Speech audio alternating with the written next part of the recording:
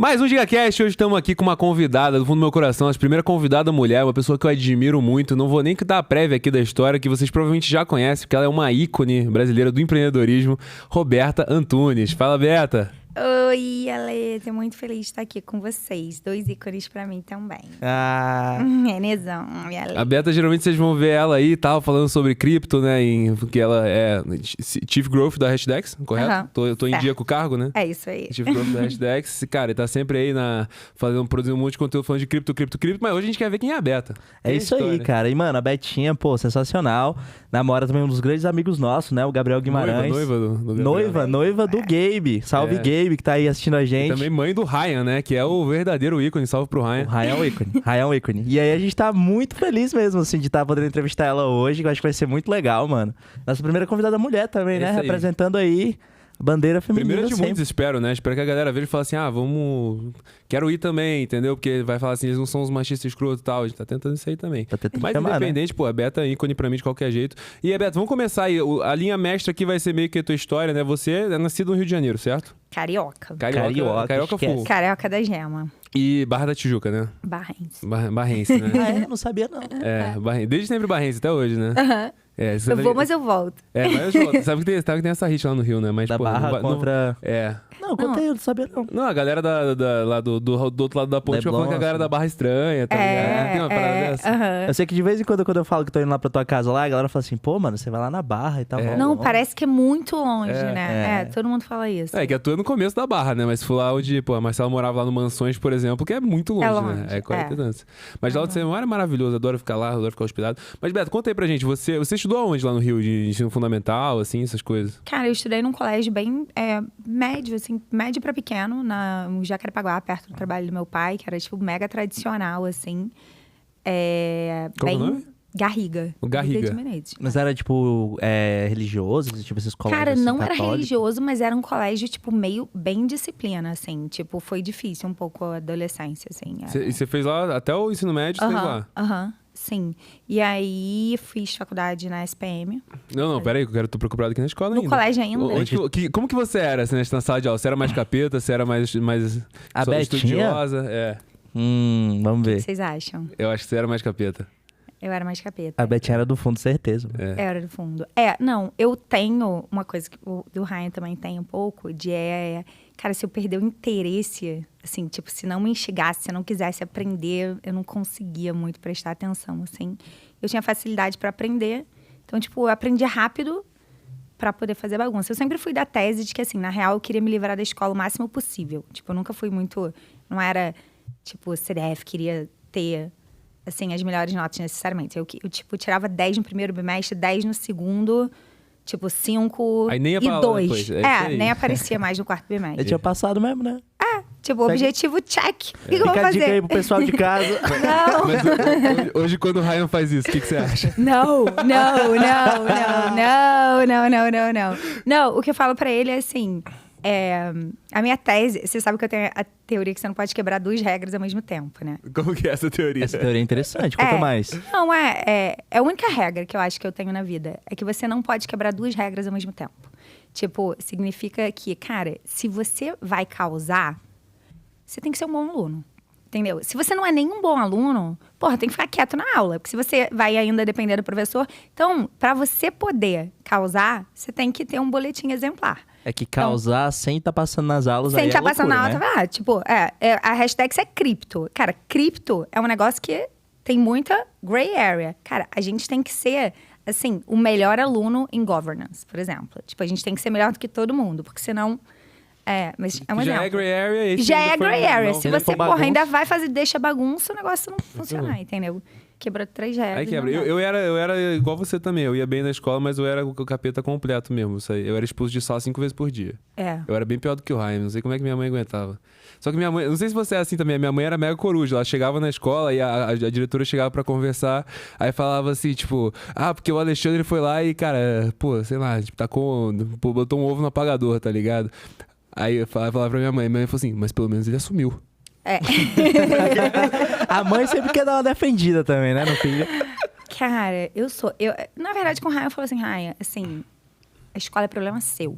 Eu não quero ouvir falar sobre a escola, não quero mensagem de escola. Assim, se vira. Eu só quero ver seu boletim. Quanto menos eu ouvir da escola, melhor. Eu não sou uma mãe que frequenta a escola, que vai muito. E ele meio que se vira, assim. Quando, obviamente, o colégio liga com algum pequeno problema, o Ryan é bem empreendedor, né? Já causou também algumas coisas. Conta um pouquinho dos casos dele aí, eu acho genial. Ele queria um dragão, não era? Quando? Ele queria um dragão. Ele queria um axolote. Um axolote, Axolote. O que é um axolote? Cara, então, é um bicho que ele acha que... Eu acho que Minecraft criou a tendência desse bicho. É um bicho que tem no Minecraft, todas as crianças querem agora. Um lagartinho, né? Um lagartinho. Eu já tive furão, eu já tive cobra, eu já tive... Um cachorro que não tem uma pata. Esse cachorro é incrível, mano. Muito lindo. E aí ele encanou que queria um axolote, e aí você falou que não ia dar dinheiro. Não, axolote não deu. Axolote eu passei. Aí ele falou assim, cara, preciso ganhar dinheiro pra comprar um axolote, né? Sim, ele vira e mexe, ele cria um business na escola, começa a vender um negócio. Ele fazia uns PowerPoint, umas coisas assim, não fazia? Fazia. Não, ele edita foto pra alguns amigos do pai dele. Ele edita, foto no Photoshop, cobra e vende. Entendi, ele é todo empreendedor, né? Que doideira, que massa. Também. Bem interessante. Não, e ele chegou uma época com o negócio de vender cookie na escola, a escola não deixou, né? Aí foi abrir os armários. Cara, foi fazer ele armário já vendeu, já teve armário compartilhado, já teve e-commerce, já teve serviço de WhatsApp, já teve venda de doce, já fez importação, trazia dos Estados Unidos e vendia no Brasil. Aquelas balas só tem lá. Que interessante, mas... E você acha que essa pegada empreendedora veio muito, tipo, de ver você, assim? Foi porque ele estudou lá nos Estados Unidos e meio que incentivava muito isso? De onde que veio isso, será? Eu acho que ele é bem independent thinker, assim. Tipo, o Ryan sempre foi... Ele mudou bastante também, essa coisa de ser... Né, da mãe também empreendedora. Ele já estudou em muitos colégios, eu nem lembro quantos. A gente já mudou bastante. E eu acho que ele... entendeu que, tipo, ele era ele, então ele se sente confortável, tipo, de criar, tipo, de fazer coisas diferentes. Essa veia empreendedora eu não tinha percebido que ele tinha pego, assim, minha, mas esse ano, realmente, eu tenho tido umas conversas com ele que eu falo, nossa, tipo, caraca. Tá avançado, tá moleque. Tá avançado? Caraca, vou investir nessa empresa, começa quando e tal. Não, mas muito ele fácil. Mas bem, vamos voltar pra história aqui, Eu quero né? perguntar, inclusive, se você, no seu ensino fundamental, você tinha umas brisas, assim, de criar umas coisas suas, umas ideias, assim? Eu fazia teatro. Eu fazia teatro. Era a sua pira? Era a minha pira. Tipo, eu produzia peça, fazia peça, tipo... Pra escola ou fora? Cara, fora, tudo. Eu fazia teatro. Tipo, eu tinha grupo de teatro e tal. Porque eu acho que eu não era muito boa atriz, não. Eu sempre ficava muito com a parte de produção e tal, tipo, desde muito nova. E você curtia bastante, assim? Curtia. E o que foram algumas habilidades, assim, que você ganhou, assim, do teatro, que meio que você carrega até hoje?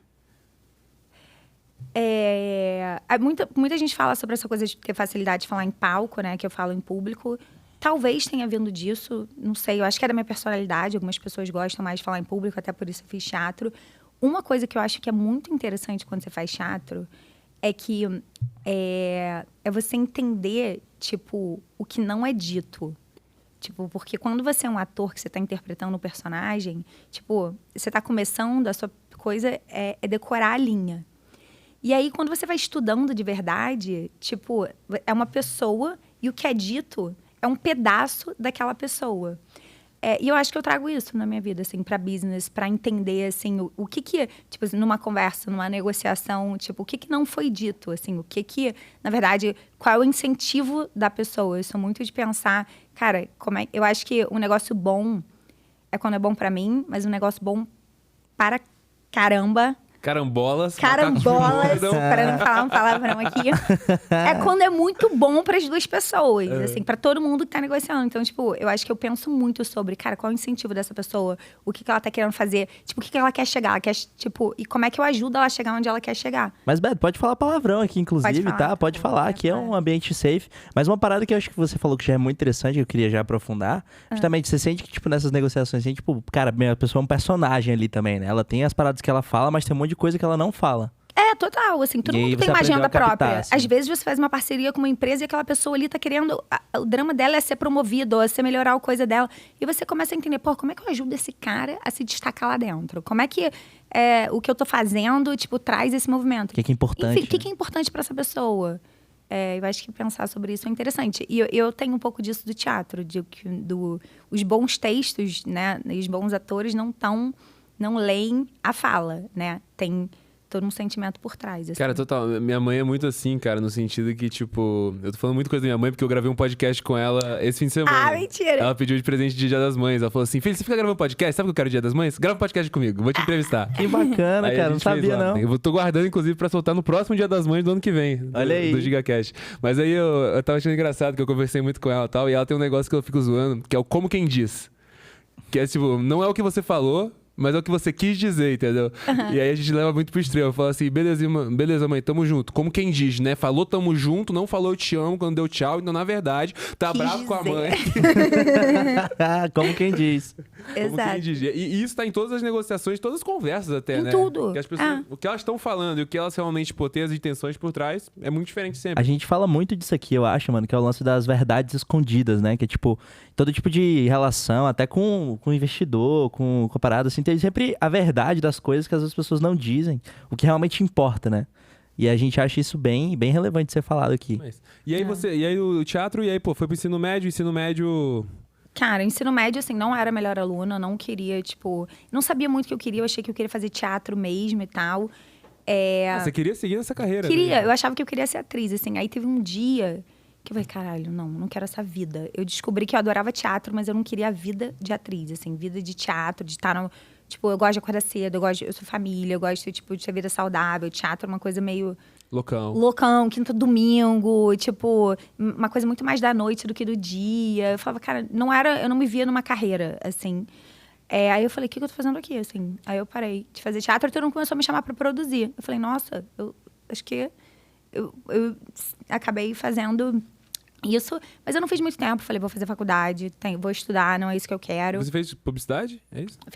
Fiz propaganda e marketing na SPM. Tá, propaganda e marketing, isso veio bem de você, assim? Você tinha alguma referência? Cara, não. Na real, eu não sabia o que eu queria fazer, eu acho. Eu acho que eu queria... E entre direito e administração, você acabou indo pra comunicação. Eu achava que, pô, então, já que eu gostava de teatro, já que eu gostava... Tipo, eu sempre fui muito criativa também, assim. Eu acho que eu me considero uma pessoa criativa, bem problem solver. Eu acho engraçado. Era bem diferente, né? Hoje o marketing é muito mais popularizado. Eu acho que eu fui num evento da SPM, que meio que...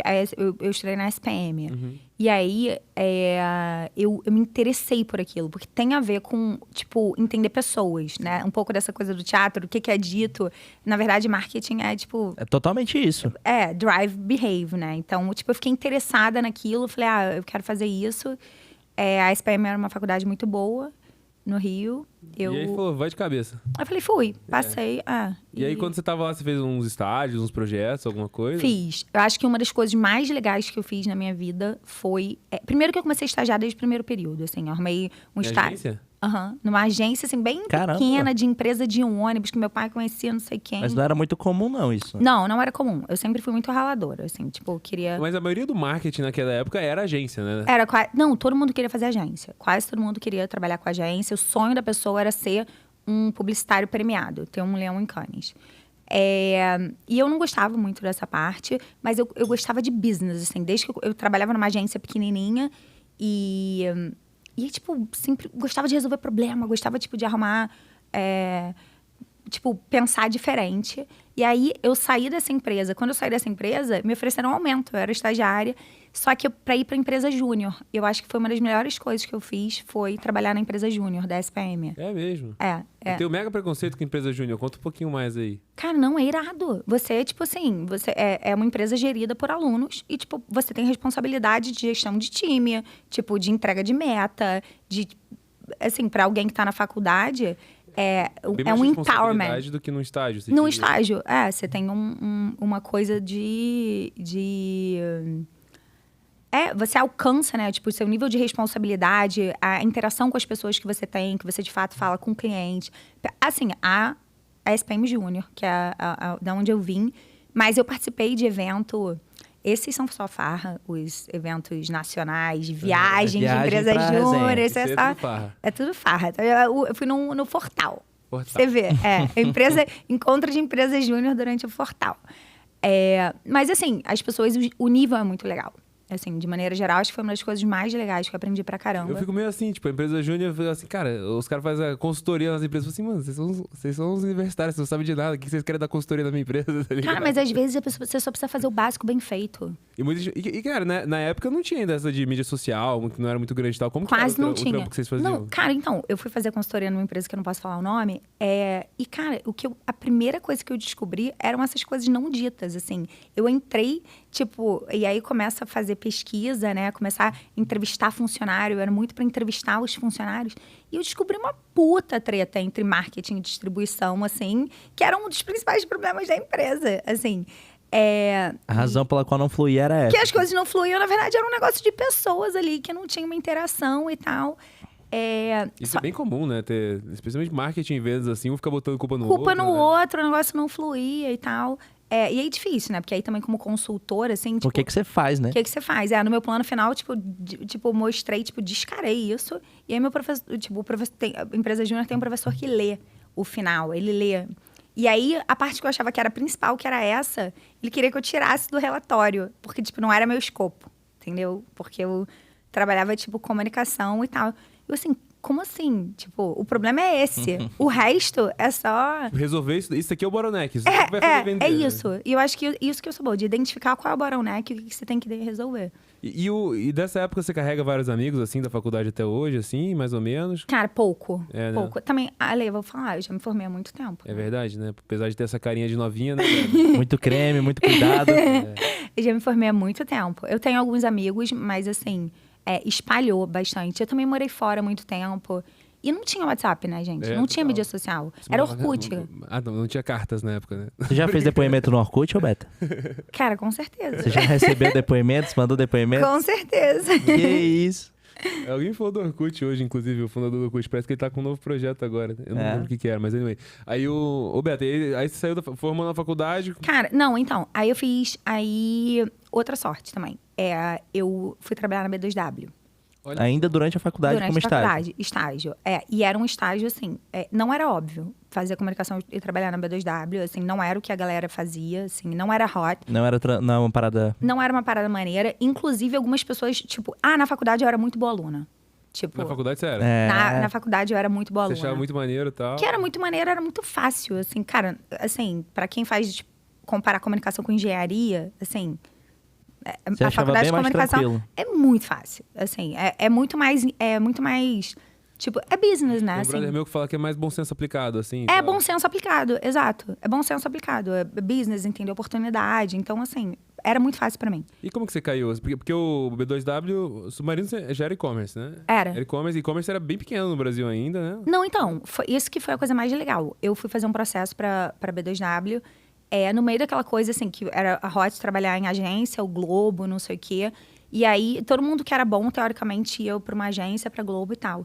E eu fui fazer um processo na B2W. Mas como que você caiu lá, assim? Cara, eles abriam processos para as faculdades, assim. E aí eu entendi. A B2W tinha acabado de comprar o Submarino e o Shoptime. Uhum. Então era assim, era a marca de internet, lá atrás, assim. Tinha um market share absurdo. Você fala assim, marca de internet, eu gosto do Orkut, vambora, né? Não, eu falei assim, cara, eu quero entender o que é isso, assim. Aí... Fazer um processo aqui, né? Vou fazer um processo assim. Não, eu fiz esse e fiz outros também, entendeu? Só que na hora que eu passei para esse e para outros, assim, eu falei, cara, eu gosto de estar no futuro. Tipo assim, cara, marketing já era meio resolvido. Eu gosto de estar, aprender sobre o que não foi feito. E, cara, eu acho que foi uma escolha muito maravilhosa. Acho que lá na B2W que eu entendi essa coisa da tecnologia, assim, da escala que você consegue fazer, assim, de alcance. E uma coisa que eu também carreguei para a vida, que eu acho que como é que você acelera o ciclo de aprendizado, assim, que você consegue medir tudo na internet. Então, assim, eu não queria saber se eu estava certo ou errado, eu queria testar rápido e aprender rápido, entendeu? Então... E já dava pra fazer isso? Cara, dava. Na época? Dava, mas assim, era muito mais difícil e dentro de uma B2W era mais complicado, porque assim, imagina que um e-mail marketing, na época, tinha um dono da base. Assim, é outro mundo, assim. Galera, até o Hotel Urbano, que a gente fundou em 2010, não tinha AWS. Caramba. Tipo assim, não tinha AWS, era tudo assim, ainda servidor físico. Não era nada do que é hoje, mas acho que essa mentalidade, tipo, de medir, de aprender, de como é que marketing trabalha com tecnologia e não... E nem tudo que eu via na VW eu achava que era o certo, assim. Outras coisas eu aprendi também o que não fazer, assim. Eu não tinha conceito, por exemplo, de produto antigamente. Era o time de engenharia fazia e um designer... O design pintava, engenharia executava e aí no meio 50 milhões de gaps, entendeu? Entendi. Interessante. E aí na B2W, assim, você teve essa mentalidade de, cara, testar rápido as coisas e tudo mais, mas isso era zero trend na época, né?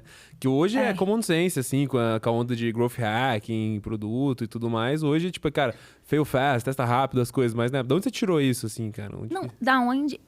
Que, assim, eu tinha meta. Assim, e aí eu tinha que entregar a meta. E foi assim, quando eu entrei, o meu chefe saiu, porque um dos desafios de B2W, de varejo, é que a rotatividade é muito alta. Assim, então eu entrei, eu tinha uma semana de empresa, eu fiquei sem chefe.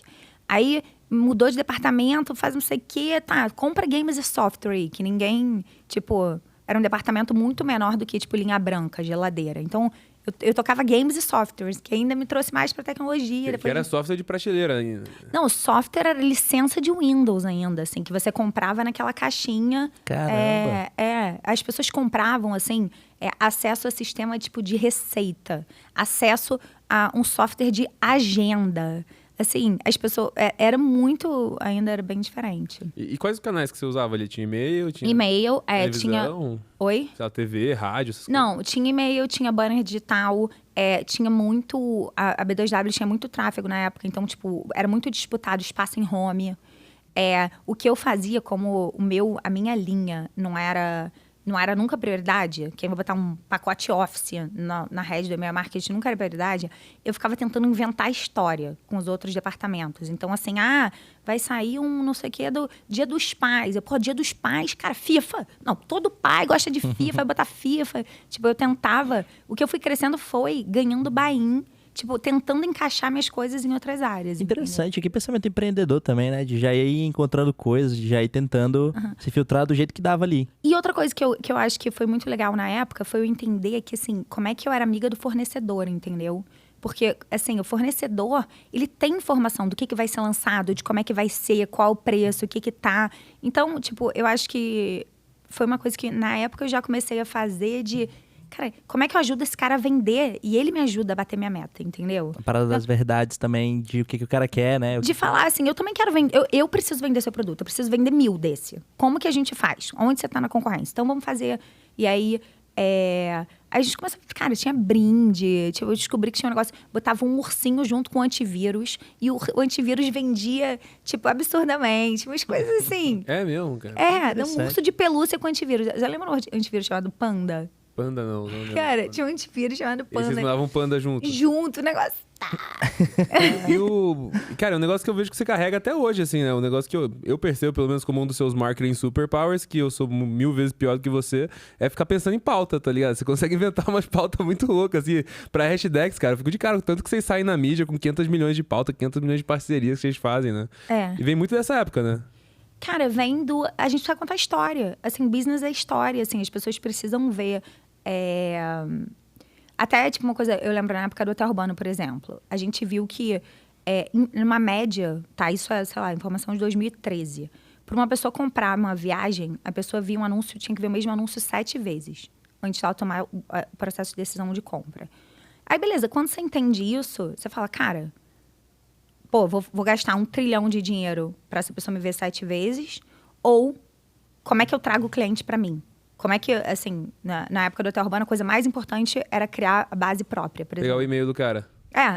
E-mail, depois Facebook, tipo, o like no Facebook, a gente criava uma estratégia... Você desenvolveu os canais que você controla, né? Que eu controlava, para ter, assim, eu precisava garantir que eu tinha uma audiência própria que eu impactava o cara. Então, a gente foi um dos primeiros a, tipo, fazer remarketing, por exemplo. Fazer e-mail era muito forte no que a gente fazia.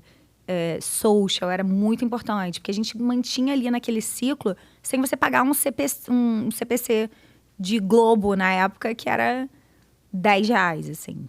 Tá muito interessante, mas uma parada que eu fiquei na cabeça aqui que você tava falando, é quando você tava falando sobre a empresa júnior, você falou assim, cara, muitas vezes só fazer o básico já vai muito longe, né? Já fazer o básico bem para empresas pequenas.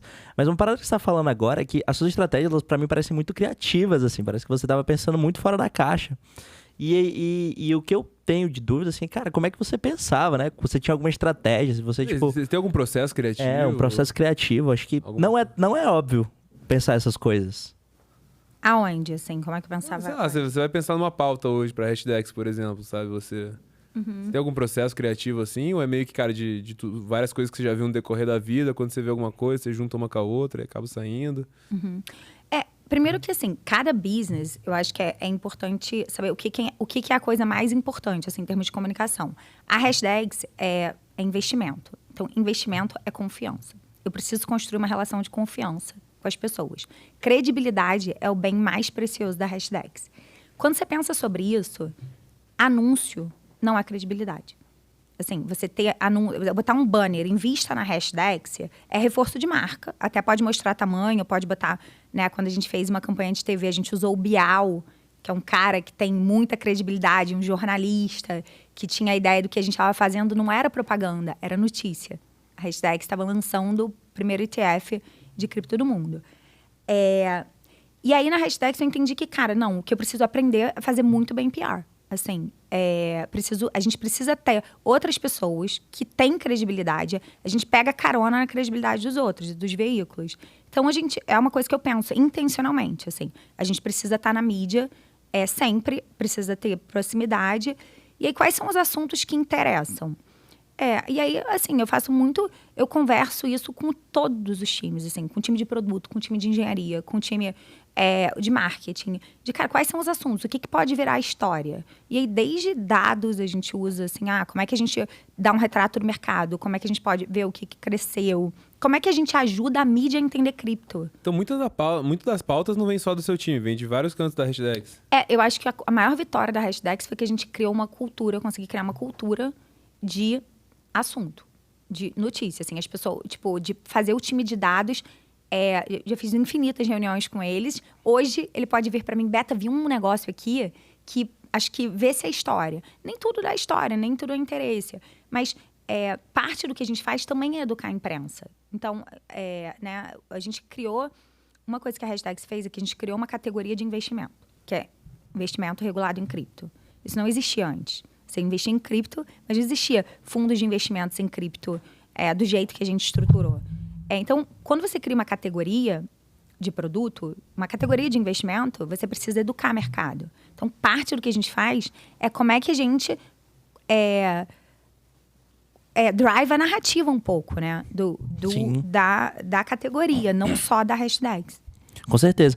Eu acho muito interessante isso, porque eu lembro que na época da Brex, quando eu trabalhava também lá com dados, a gente ficava conversando com o pessoal de marketing de growth e aí a gente começava a lançar uns artigos com dados de gastos, com dados sobre cartões corporativos, que me lembrou quando você estava falando sobre isso. Eu acredito que deve ter um monte de dado interessante que vocês devem estar entendendo e dizendo para as pessoas como é que funciona, né? Quais são os padrões de investimento, alguma coisa nesse sentido, assim. Sim, muita coisa. A gente já fez pesquisa com a FGV sobre o mercado de cripto. A gente, busca bastante informação. Na época da B2W, você já fazia alguma coisa assim também? Já dava para, puxar dados da empresa e fazer umas análises interessantes? Eu tinha muito menos alcance, assim, lá. E também a cultura de dados era muito diferente, assim. Antigamente... Nem tinha, né?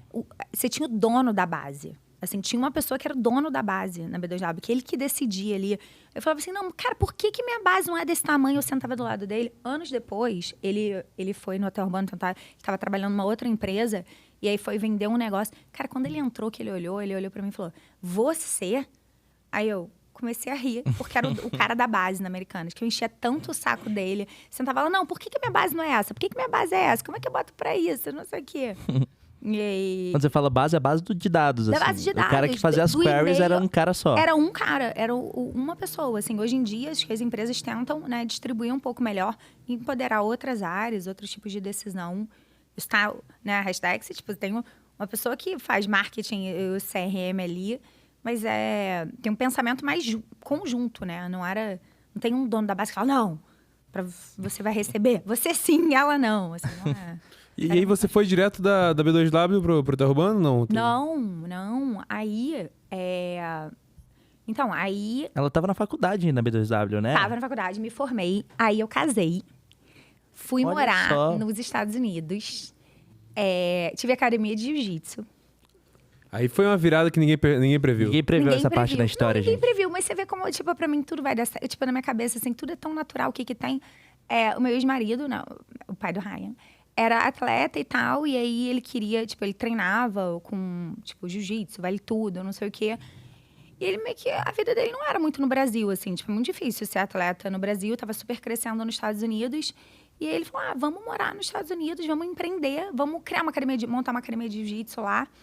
Você conheceu ele na época da faculdade? Aham, mas ele não era da faculdade. Mas eu conhecia, mas na época da faculdade. Aí eu falei, vamos, né? Tipo, why not? Por que não, né? Por que não? Por que não? Montar uma academia. O que pode dar errado, além de tudo? Pode, além de tudo. Não, assim, muitas coisas deram certo. No início foi muito legal. Onde era? Huntington Beach. Isso fica onde? Perto de LA. Perto de LA? 50 minutos. Do lado de Orange County.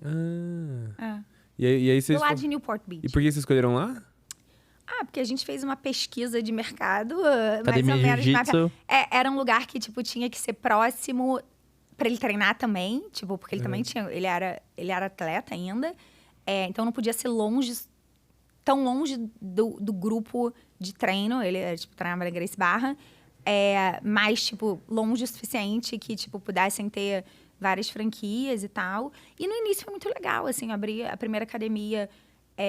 assim, eu não sabia nada, eu tinha 20 e poucos anos. Cheguei nos Estados Unidos, abri academia, marketing, contabilidade, esse estudo. Muito legal. Depois de, sei lá, um ano... E como você foi, assim, questão de visto? A gente... O Felipe era atleta, né? Ele tirou assim? A1, e eu tirei a agregada. Entendi.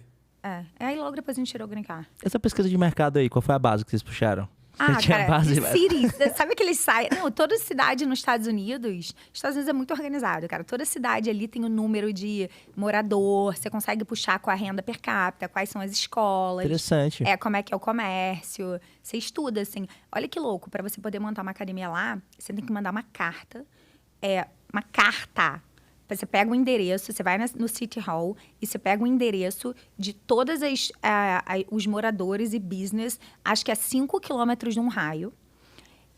Você posta no correio, você mostra para a cidade que você postou e essas pessoas têm, acho que 45 dias para responder se você pode ou não ter a sua academia. Porque se alguém falar assim, não, essa academia vai me atrapalhar por causa do sei lá o quê, ele pode barrar o business. Até hoje? Será que é assim? Cara, é por cidade lá. Mas, assim, a Califórnia tem muito isso. Caralho, que loucura, cara. Bizarro. Enfim, aí foi super aprendizado depois de um tempo. Deu certo, não? Cara, então, deu certo a primeira academia. E aí eu comecei a ficar muito bored. Assim, eu não aguentava. Aí, assim, porque... O que você fazia no dia a dia? Cara, então, no início, muito desafiador. Depois é mais do mesmo. A marca, faz alguma coisa de marketing digital, que na época estava começando. Recebe pessoas, traz, gestão da academia. E foi ficando muito chato. Aí eu achei que a solução era o quê? Abrir outra? Abri outra, que eu tinha que crescer. Aí eu abri a segunda academia. E aí o Ryan já tinha um bebê. E aí o dia que eu abri a segunda academia, cara, eu entrei assim... Cara, aí eu entrei, fechei a porta do escritório, cara, quase comecei a chorar. Falei, cara, eu dobrei meu problema. Eu tinha um problema. O meu trabalho era chato. Agora eu tenho 2 trabalhos chatos, 2 negócios. Tipo, eu trabalhava com o marido. E aí, assim, esse dia que a gente abriu, o dia que a gente abriu a academia, eu falei que não queria mais. E aí eu falei, cara, o que eu vou fazer? Eu vou fazer um MBA, vou estudar. Isso era era quase 2010. Final de 2009, os Estados Unidos estavam vindo de uma crise horrorosa 2008, né? de 2008. E a primeira academia vocês abriram quando? 2007. Entendi. E aí, eu saí, foi tudo meio rápido, assim. E aí, eu falei, vou fazer um MBA, porque, assim, eu não sei o que fazer, eu preciso entrar no mercado de trabalho, tipo, eu vou estudar, eu não gosto da minha vida, eu não quero fazer isso, eu quero voltar a trabalhar com escala. E aí, eu comecei a estudar para fazer MBA de Math, estava no processo seletivo, assim, para fazer MBA lá fora. E eu vim passar o final do ano no Brasil, de 2009 para 2010. E eu encontrei o João e o Duda, que já eram meus amigos da Barra na época. Da galera da Barra. Da galera da Barra. E que eles tinham um site de e-commerce quando eu trabalhava na B2W. Então, a gente falava muito sobre... Meus únicos amigos para falar de e-commerce na época. E aí, eles falaram assim... o Brasil começou a bombar, assim, na época. Tava, assim, muita gente... Crescendo muita coisa em compra coletiva. Groupon, Peixe Urbano e tal... E aí eles compraram o domínio, hotelurbano.com.br. E aí eles falaram, cara, a gente tá pensando em montar uma empresa, não sei o quê. Beta, volta. Cara, volta pra cá, vamos fazer essa empresa e vamos fazer. E eu e Duda, a gente fez no chão do Città América, assim, porque o plano do que seria o Hotel Urbano, assim. E aí, na época, cara, eu falei... É isso, tipo, no chão, 2 horas, desenhando ali no chão do Città. Ficou animada ali com a ideia, todo mundo... muito animada. Esse é um problema que eu tenho, eu fico muito animada. Com ideias, assim? Com desafio, parecia uma coisa muito legal. E aí, eu lembro, o Duda falou assim pra mim, Beta. Aí eu falei, cara, como que eu vou fazer? Tipo, no meio do negócio eu já tava decidida que eu ia voltar. Aí eu falei, Duda, como que eu vou fazer? Tipo, eu tenho 2 academias, meu marido, meu filho. Cara, como que eu vou voltar? Aí o Duda falou... E eu falei, eu tô aplicando pra Harvard. Tipo assim, uma das coisas, assim... Aí ele falou assim, Beta, Harvard é uma instituição centenária. Tá lá há 200 anos, vai estar lá daqui a 200. Vem pra cá, faz o Hotel Urbano. E, cara, daqui a 3 anos você volta pra Harvard, eu prometo. Acho que foi o João que falou isso, na verdade. Aí eu voltei, assim, eu olhei pro Felipe e falei, cara, eu quero voltar, quero empreender no Brasil, quero vir. Ele me apoiou bastante na época. Eu achava, obviamente, que eu ia conseguir fazer a gestão das academias. A gente voltou e eu achando que ainda ia, meio que daqui administrativamente, resolver as coisas. E, obviamente, não deu certo. Não deu certo, né? Cara, não pagava uma conta em dia. O Hotel Urbano começou a bombar e pegou muito do meu tempo, assim. A gente voltou... E você morando aqui. E ele e o Ryan estavam onde? Não. Aí eu voltei para os Estados Unidos, assim, para passar um mês, assim, só para entregar casa, carro, resolver a parte, assim. Trouxe o Ryan tá sempre comigo. Mas vocês separaram nessa época? Não. Ele ficou, depois. Você veio... Não, ele ficou uns meses, assim, meio que indo e vindo. A gente meio que achou que ia dar certo essa coisa, não deu. Essa dinâmica, né? Aí a gente vem... Ele também não era um cara de business, de tocar academia. Uhum. Vendeu. E aí a gente voltou. E a gente ficou morando no Brasil. E depois eu me separei. Interessante. As academias, depois que vendeu, continuou? Assim, até hoje tá lá tem no mesmo endereço? Acho que não é exatamente no mesmo endereço, mas tem. Em Huntington tem uma Gracie Barra, tem... Então lá. E era uma academia Gracie Barra? Era. Entendi. Que agora tem tudo que é lugar nos Estados Unidos, né, Agora tem tudo que é lugar, exatamente. A gente foi nessa coisa de montar algumas. E ele é Gracie também, não? Não. Que o que mais tem é Gracie pra caramba, né? Esses caras do Gracie... reproduziu. Os caras reproduzem muito, cara. A família acredita na reprodução livre, realmente. Ele tem um monte de todo mundo é primo e tio. Caraca, acho maneiro. Eu queria que a minha família fosse assim. Então os Double Graça pra tudo que é lado aí. Vou distribuir. Mas aí, e aí você veio pra cá, começou uma loucura. E o começo, como é que foi? Não, antes de falar um pouco do começo, cara, conta um pouco mais da epifania, assim. Como que foi... Cara, qual foi a história na sua cabeça que fez você convencer a largar tudo e focar nisso, assim? Você falou que tava tão animada, né? O que fez você... O que foi essa epifania, sabe, que veio na tua cabeça? Cara, eu acho que foi, assim, olhando pra trás, eu acho que tinha uma coisa pessoal minha de, tipo, eu não tava feliz no que eu tava fazendo e eu queria muito, tipo, uma nova coisa pra me apaixonar. Mais legal. Que parecesse mais legal. E eu tinha achado que podia ser o MBA, e esse acordo, assim, não foi tão do louco. Quando eu tava considerando o MBA, a gente já teria uma grande mudança de vida. Se eu fosse fazer um MBA, a gente também já teria que ou vender academia, ou manter... A gente já tava acordado que teria uma mudança na vida, entendeu? E, cara, o que me empolgou foi... primeiro, eu fiquei muito empolgada na época de trabalhar com o Dudu, com o João, tipo, de começar uma empresa em tecnologia, do zero. O Brasil crescendo, eu acreditei que dava, assim, sabe? Que a gente podia levantar dinheiro. Eram amigos pessoais seus também já, né? O pessoal que você já gostava. eram meus amigos. Eu queria fazer aquela empresa. E, eu fiquei empolgada com a chance de começar uma coisa que... Eu não sei, eu tinha muita certeza que ia dar certo. Eu não sei como, assim... Eu não sei se era a minha vontade de fugir. Mas você tinha uma paixão muito grande pelo problema, assim? Ou necessariamente, ou só...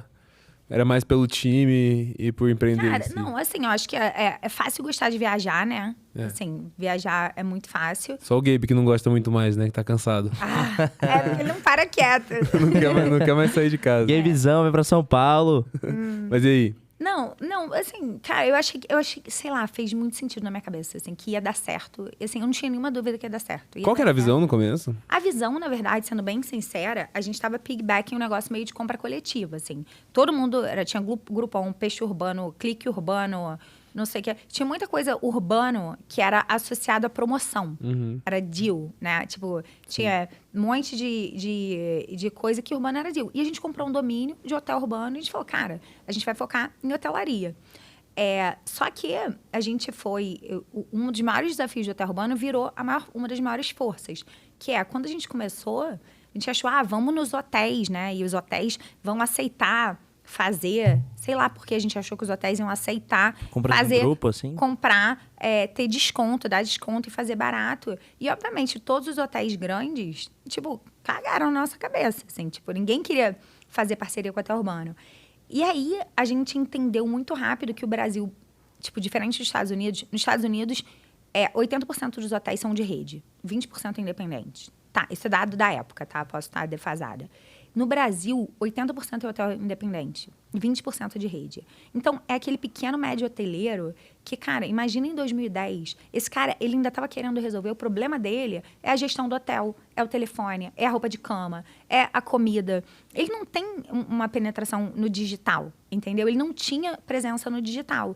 Então, a gente começou a fazer uma força comercial que a gente começou a trazer para o hotel urbano essas pousadas, essas pequenas... E esses queriam compra coletiva e só queriam, tipo, Eles queriam lugar. Distribuição. Só queria ter um canal para poder vender online. Eles precisavam ter canal, eles precisavam ter volume. E a gente começou a gerar muita demanda. A gente começou, tipo, fazer muita coisa de internet, de social, e criar demanda para esses hotéis. Então, assim, acho que o papel do hotel urbano foi muito legal, porque a gente melhorava a taxa de ocupação do hotel, porque eu falava, e, cara, muito real, o noite de hotel é o produto mais perecível que tem. Tipo, é igual feira. O cara, no final da feira, o tomate está mais barato que no início, porque se ele não vender, vai estragar. Sim. O quarto de hotel, se dormiu vazio, ele não recupera essa receita. Então, se ele vender por 60% do dinheiro, muitas vezes vale a pena. E a gente começava a mostrar que o cliente que está lá, ele consome, ele gasta, ele volta. Então, a gente começou a gerar demanda. E quando você gera demanda para os hotéis, todo mundo do lado começa a perceber, entendeu? Quer também, né? E todo mundo quer também. Então, foi relativamente fácil crescer em propriedades, né? Em número de hotéis que Então, vocês acharam que ia ser um negócio meio group deals, assim, mas acabou sendo mais online travel agent? A gente shiftou para online travel agents, assim. Eu lembro muito bem, assim, também. Porque quando... Isso... eu tinha acabado de voltar para o Brasil. E aí, a gente... A real é que eu nem tinha, assim, eu nem comprava em peixe urbano, Groupon, ainda estava ainda me estruturando, não tinha tempo, tinha filho, trabalhava pra caramba. E aí, um dia, eu conversando com as pessoas, perguntei, quem aqui já comprou no peixe urbano? Assim, todo mundo já tinha comprado no peixe urbano, no Groupon e tal. Falei, cara, quem já conseguiu usar? E aí, tipo, a mão diminuía bastante, entendeu? Falei, quem compraria de novo? Assim, e muito pouca gente compraria de novo. Interessante. E aí, falei, cara, a gente não pode ser isso. Assim, a gente tem que se posicionar. Na época, a gente olhou assim, cara, a gente quer ser o Booking ou você quer ser o Groupon de viagens? A gente queria ser o Booking.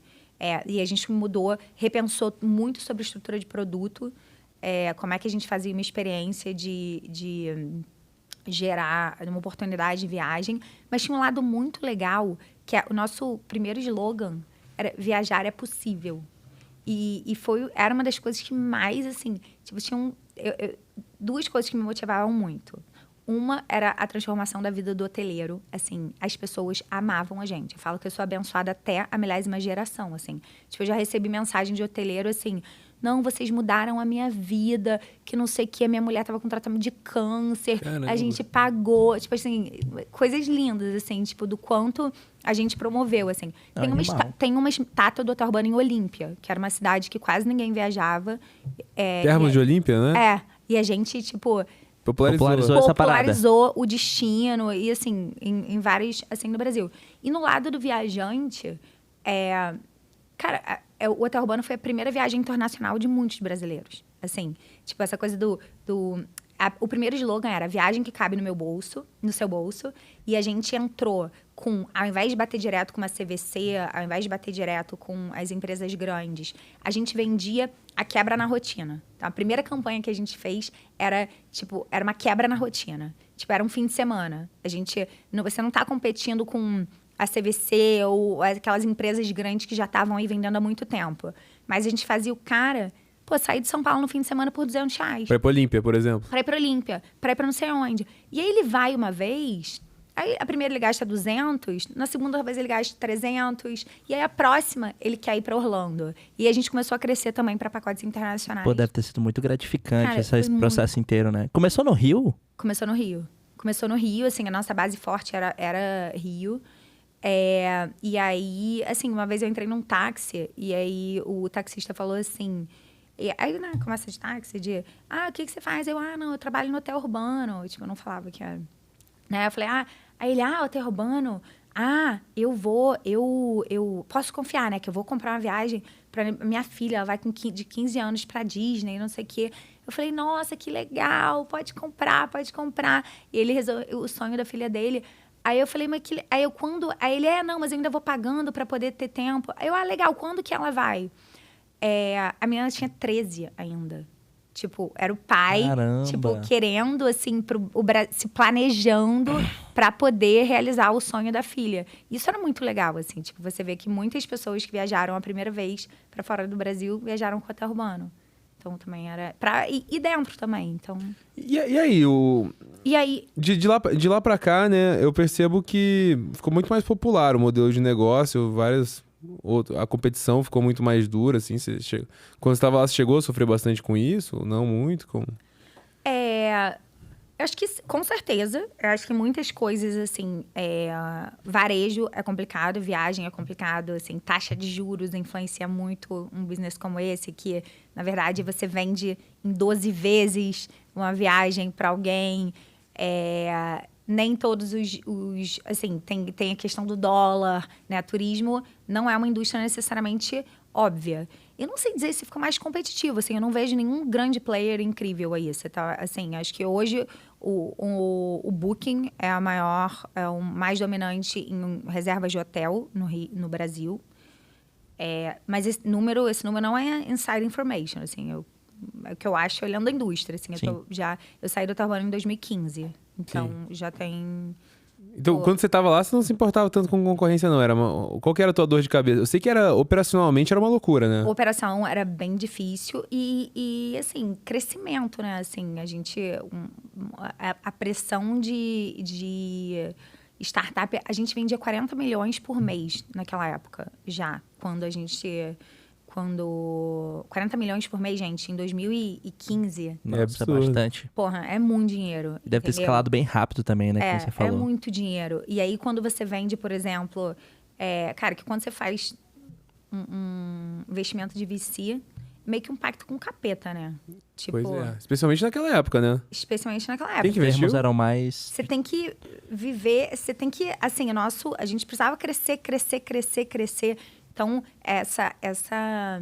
o desafio até de desenvolver fornecedores, assim. O Hotel Urbano acabou internalizando, por exemplo, a operação de pacote de viagem, porque a gente não conseguia escalar com fornecedores, assim. Não tinha agência que conseguisse fazer o volume de pacotes que a gente vendia. Entendeu? Então, a gente internalizou muita coisa. E a tecnologia era primeiro resolve na mão, depois a gente vê a tecnologia, né? Exatamente. Tudo passou primeiro, um monte de post-it aí, depois vem o sistema. Então, esse era um desafio, operar. Assim, tipo, imagina como é que você escala, se você não tem tempo para parar e fazer uma experiência boa, automática no site, cara, você escala o time de customer support, sim, muito. Então, a gente tinha um time enorme, que começa a ficar ineficiente. Então, tecnologia realmente era um gargalo ali. E hoje essas coisas são muito mais bem resolvidas, vamos dizer assim. Né? Você tem muito mais padrões de indústria que você pode pegar. E na época vocês tinham meio que inventar a roda para tudo, né? Reinventar. Não, na época, assim, a gente não tinha AWS. A gente usava SoftLayer, assim. Um dos grandes drivers de crescimento do hotel urbano no Brasil foi o Facebook, porque o Facebook estava começando. Assim, a gente aprendeu, muito pouca gente sabia fazer marketing digital, e a gente falou, cara, esse negócio é muito importante, vamos aprender muito rápido. E a gente usou, o Hotel Urbano foi, tipo, a primeira marca da América Latina, tem 1 milhão de fãs de Facebook. A gente, tipo, fazia muito teste, né, dentro de social, porque foi outra coisa, assim, tipo, de posicionamento, né? Viagem é uma coisa que é muito social. Muito, né? compartilhável. Com certeza, todo mundo quer falar, né? Não, aí a gente começou a perceber que você começa a viagem, você começa a falar dela antes de ir. Tipo, você já vai falando, eu tô pensando em viajar para não sei aonde, tem alguma recomendação, não sei o quê. Aí a pessoa viaja, no aeroporto ela faz check-in. Check-in era a coisa mais... Era bem comum, né, no Facebook. Check-in em aeroporto era o maior número de check-ins no Facebook na época. Pra mostrar pro mundo que você tá viajando. Pra mostrar pro mundo que você tá viajando. Que hoje é a conhecida fotinha do avião, né? Que tá rolando cada vez menos. Da asa, né, ali. Que tipo, a pessoa vem pra nova cidade e fala assim, SP cheguei, aí foto da asa, assim. Né? Nessa época era o check-in, rolava muito, né? E tinha até o... Como que era? For alguma coisa, sei lá. Tinha vários sisteminhas que eram só pra fazer check-in, né? Foursquare, não Foursquare, era? Isso aí. Tinha Foursquare, tinha, exato. Então a gente falou, cara, a gente precisa se apropriar de social. Social tipo, tem conversa. Viagem gera conversa. E a gente precisa, tipo, gerar conversa em torno disso. Assim. E lá você liderava essas partes de marketing, essa parte de growth, assim, já nessa época era sua... E operação também, né? E a operação também era com você. Marketing, produto, operação, tecnologia. O que sobrava? Customer service. Comercial. O Duda era um cara muito do comercial, assim, e ainda é. Assim. Que era muito vender pros hotéis. Aumentar, assim, um portfólio e trazer bons deals, assim, e crescer, que acho que era... Eu tocava bem pouco, assim, obviamente, marketing comercial... Muito, né? Trocava muito, mas, assim, não era necessariamente eu que trazia o deal, nem meu time. E tinha já desafio, marketing comercial. Já tinha. Já tinha, óbvio. Nascia com esse desafio. Também não tocava financeiro. Eu também não tocava relação com investidor, por exemplo, que é um super burn. Total. E aí, cara, nessa época, quem que investiu lá no Hotel Urbano? Nessa época, quem que era? Era a Insight, era a principal. A Tiger entrou, tipo, depois na frente. E até o Booking chegou a entrar um pouco antes da minha saída. E era bem mais agressivo. Os investidores tinham muito mais cobrança do que tem hoje, eu imagino, né? No sentido de, tipo, pô, vamos crescer, tem que crescer muito rápido e tudo mais. Uns termos bizarros, assim. Porque eu vejo, assim, muita gente fala muito desse negócio. Tipo, gente que não começou a empreender na fase Nutella, né? Como eu, por exemplo. Que empreendia já, o Brasil já era bem mais de boa e tal. Que a galera tem muito medo de investidor. Fala assim, não, se eu trouxer um investidor, o investidor vai colocar uma pressão maluca, eu não vou mais conseguir tocar meu negócio do jeito que eu acho que eu deveria. Tipo, cara, hoje, assim, tipo, meus investidores, pelo menos... Eles falam as paradas lá, eu falo assim, tipo, não, eu quero fazer isso aqui. Eles falam assim, beleza, então, tamo junto, tá ligado? Faz o que você quiser. Não, na verdade, eles não eram hands-on, não, assim, pelo contrário. Eu achava que eles não entendiam nada de Brasil, assim, falava, cara, entendiam nada, nem sabem o que a gente tá fazendo, assim. Vocês tinham muita liberdade, então, pra tocar do jeito que vocês queriam. Eles entendiam bem pouco, assim, não influenciavam na operação. Eu acho que a relação vai ficando mais difícil conforme o tamanho do cheque que você levanta, eu acho. Mais difícil no sentido de, assim, a cobrança, a expectativa, eu acho que não é com quando você levanta 5 milhões, entendeu? Quando você levanta 50. Entendi. Que aí o cara, peraí, aí eu começo, aí é aquele negócio do incentivo da pessoa. Tipo, agora, não é só o tamanho do cheque, agora você é, tipo, um dos principais investimentos daquele partner. E, tipo, dele tá muito na reta, se você não der certo, tá muito feio pra ele. Tá muito feio pra ele. Entendi. Então, assim, o incentivo dele ali... Vai ficar mais em cima, né? É ficar mais em cima. Entendi. Eu acho que nessa época... Tinha pouca gente que investia no Brasil, né? Então tinha pouco startup. Então vocês eram muito a representação do Brasil para esses fundos, né? Sim, tinha muito pouco, assim. Eu tinha dificuldade até de benchmark, assim. Eu lembro que eu fui... na época, eu tava querendo entender, assim, cara, customer service, como é que eu escalo isso, tipo, de uma maneira sustentável e tal. Eu fui na Netshoes, que era a empresa de tecnologia que tinha, assim, tipo, tinha B2W no Rio, tinha Mercado Livre, tinha Netshoes. Não sei se eu tô sendo injusta com alguém, mas Buscapé, talvez? Buscapé, mas Buscapé era... Não tinha operação, né? Buscapé era comparadora, assim. Sim. De operação era... Mas daí você colocou... Entendi. E aí nessa época, cara, pelo que você tá falando, era uma vibe muito blitzscaling, assim, né? Blitzscaling total, E sei lá, olhando pra trás, assim, quais são as suas reflexões sobre isso? Você acha que, cara, os negócios têm que seguir desse jeito mesmo? Tem que fazer isso a partir de certo ponto? Como que é a tua visão? Eu acho que assim, né? Sem querer ir muito pra teoria, mas o próprio Blitzscaling livro fala assim, depende do mercado. Tipo, para Blitzscaling você tem que ter um mercado muito grande e você tem que ter e tem que valer a pena o quanto você vai gastar para esse first move advantage, né? De você pegar um mercado grande, tipo, muito rápido. Sim. Acho que, tipo, Uber, por exemplo. Tem que fazer isso em algumas cidades, senão, tipo, você não tem massa crítica e tal. Eu acho que o desafio agora, e eu tô aprendendo também, eu acho que tá todo mundo passando por essa nova fase. O dinheiro tá mais caro. Tá mais caro não só no Brasil, tá mais caro no mundo todo. Então, tá todo mundo sendo cobrado um pouco mais por eficiência. Mas eu acho, assim, que... eu não sei, eu acho que esse momento de VC ainda tá... Não tá... Eu não acho que é firmado isso. Eu acho que, assim, cara, a gente tá passando por um momento que dinheiro tá caro, e aí não, todo mundo tá olhando para business que dê lucro. Mas eu acho que você não faz inovação com lucro, assim. Você não faz a Tesla começando com lucro. Você não faz um Google com lucro. Você não faz a Amazon com lucro, assim. Então, eu acho que alguns VCs que têm visão de longo prazo vão entender que você tá disruptindo alguma coisa. Você tem um vale ali, tipo, de investimento para você colher o grande lá na frente. Que você tem que ter um custo inicial para conseguir construir um negócio, senão, cara, um monte de gente já teria construído aí, se fosse fácil dar dinheiro desde o primeiro dia. Exato, né? Exato. E escalar um pouco também, né? Não só necessariamente o custo inicial, mas o custo da escala em si. Da escala. Então, na Hashdex, por exemplo, assim, um dos nossos grandes drivers é a inovação regulatória. Assim, tipo, é chato falar sobre isso, mas a real é que a gente lançou o primeiro ETF do mundo. Em Bermudas, depois o primeiro ETF do Brasil, a gente está fazendo push regulatório para um ETF nos Estados Unidos de Bitcoin. Cara, isso é caro. Assim, tem não é caro, mas assim, tem initial cost. Tem um initial cost que é risco. E ali. Aposta ali, né? Você não sabe se vai dar bom, você não sabe se vai dar ruim.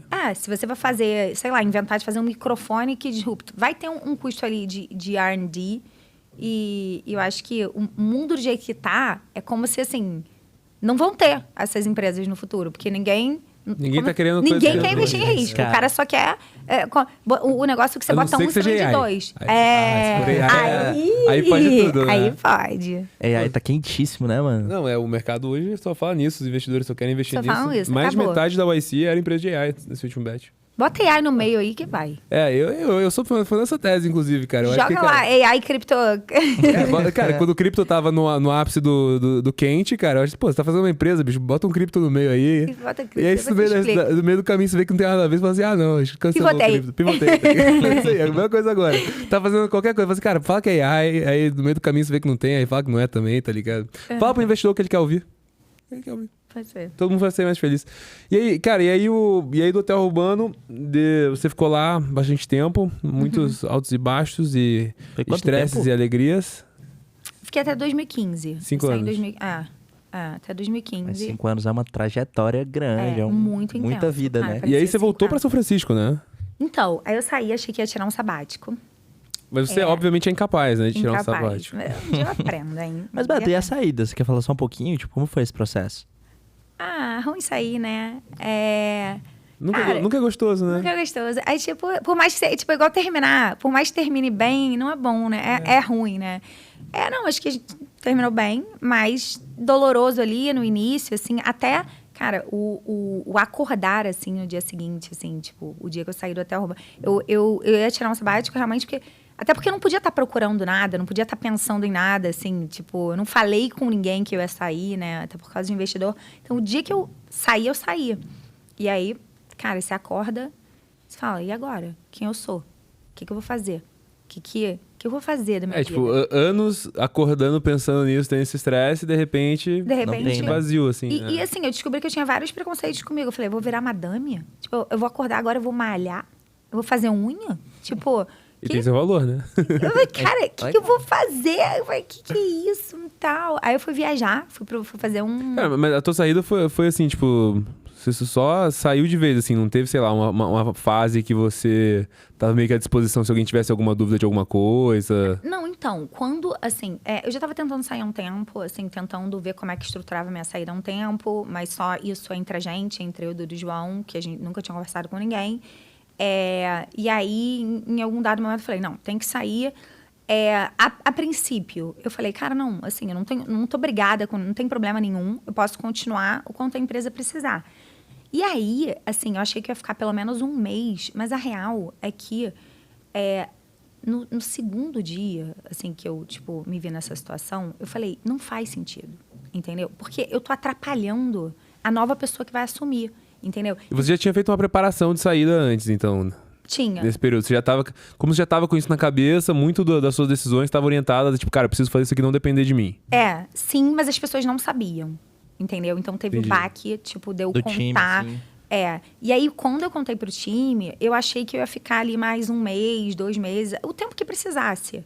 E, cara, assim, no segundo dia eu falei, galera, é melhor ir embora. Eu falei pro João, assim, galera, assim, não é que eu não queira ficar, mas, assim, eu estar aqui tá atrapalhando esse processo. E a real é que eu não faço nada, eu tomo decisão. Tipo, basicamente, né? Não sou eu que faço o site, não sou eu que faço. O que eu faço é tomar decisão, priorizar coisas, reorganizar. Tipo, ninguém conta comigo para entregar um banner ou entregar a página, né? O que eu faço é organizar esse tipo de coisa. Então, enquanto eu tô aqui tomando decisão, enquanto eu tô aqui, eu tô atrapalhando o novo dono desse negócio. E aí eu falei, eu acho que eu tenho que sair agora. Assim, não faz sentido. Aí eu saí, assim, depois de 3 dias, eu acho, que eu falei que eu ia... Você ia sair, você já quase não fazia praticamente nada. Não, eu falei, galera, tipo, pra sair. E aí, aí passei por essa coisa pessoal do cara, e agora? O que eu faço da minha vida? E aí, mas você queria, né? Você queria ter essa nova etapa. Queria. Assim, eu tinha uma fé que era a melhor coisa. E você chegou a ficar burned out, assim?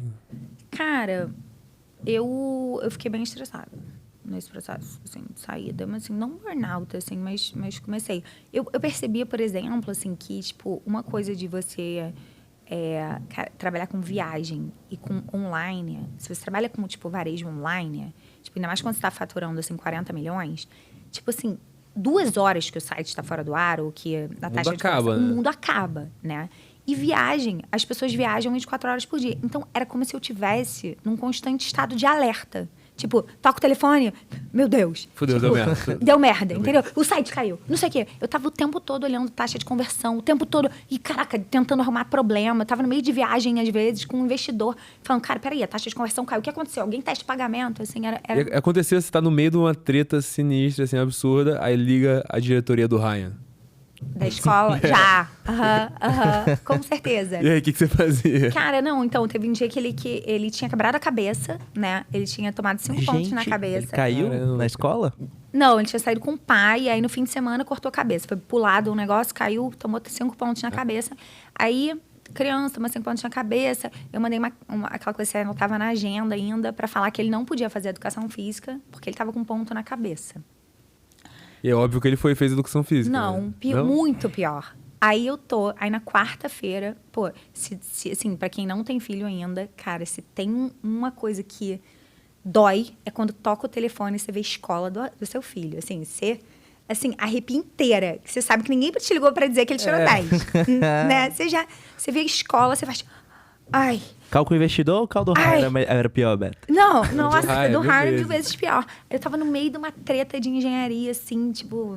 Engenharia, assim, ainda bem que era, tipo assim, era treta, mas meu time, eu gostava do meu time muito. Cara, aí eu, gente, escola do Ryan, vou ter que atender. Aí eu atendi o telefone, cara, ele não pôde ir pra educação física, aí ele ficou separado, brincando no recreio, ele se pendurou numa casinha que tinha, porque ele não podia fazer atividade física, ele caiu e quebrou o nariz. Porra, com 5 pontos na cabeça. Quebrou. Aí me liga a escola e fala assim, mãe, olha, tá tudo bem agora, não sei o que, mas o Ryan quebrou o nariz. A gente tá levando ele pro hospital, não sei o que.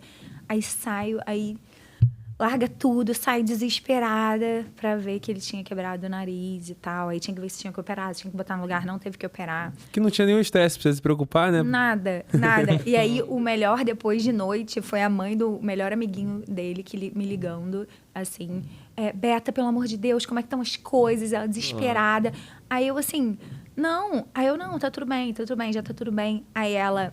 Olha a imagem que o amiguinho dele viu. O amiguinho dele passou mais perrengue que eu.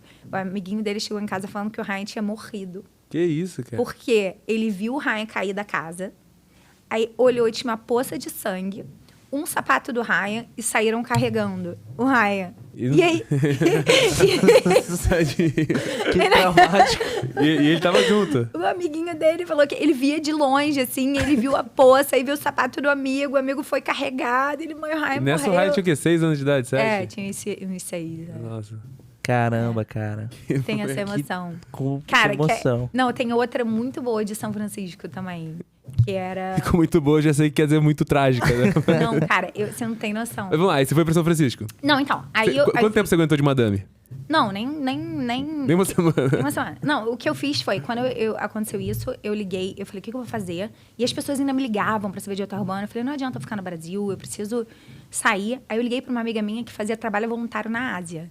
Aí eu liguei pra ela, ela falou, eu falei, você tá onde? Ela, tô no Camboja. Eu falei, cara, tô indo pra aí.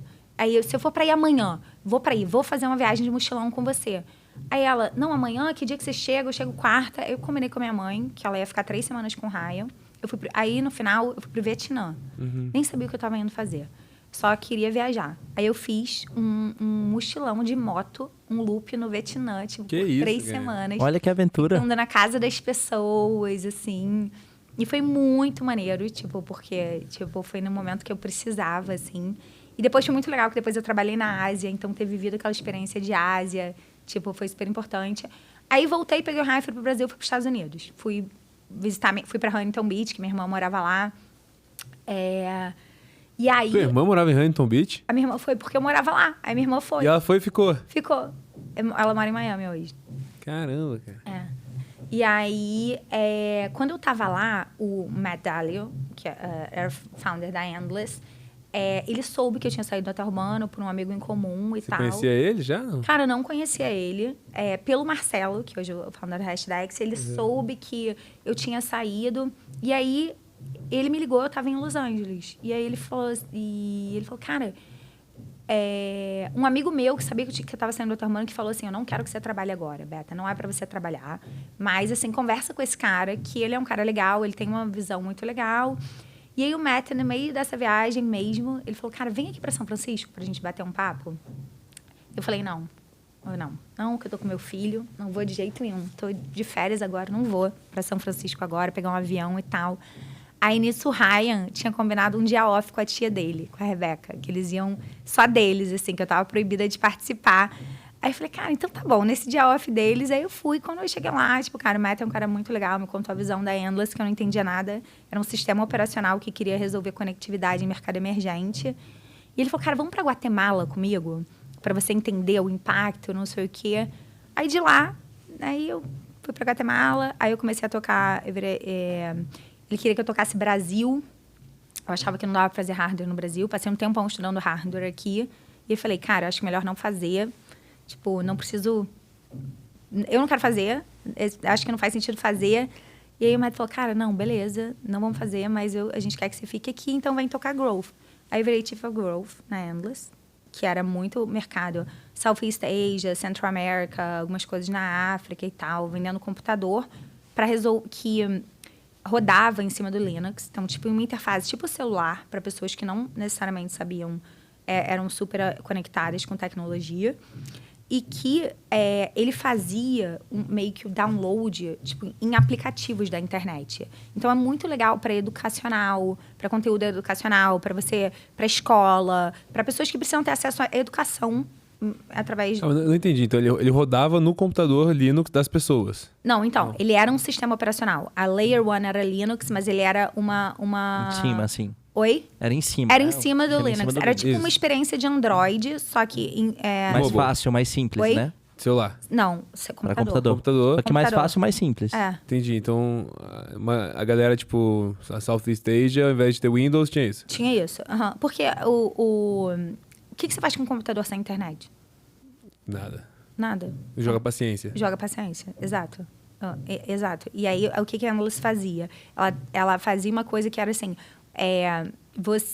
como era tudo meio em aplicações, quando você estava conectado na internet, ele downloadava, tipo, ele ia fazendo sharding de conteúdo, entendeu? Pra você poder usar depois. Pra você poder usar depois.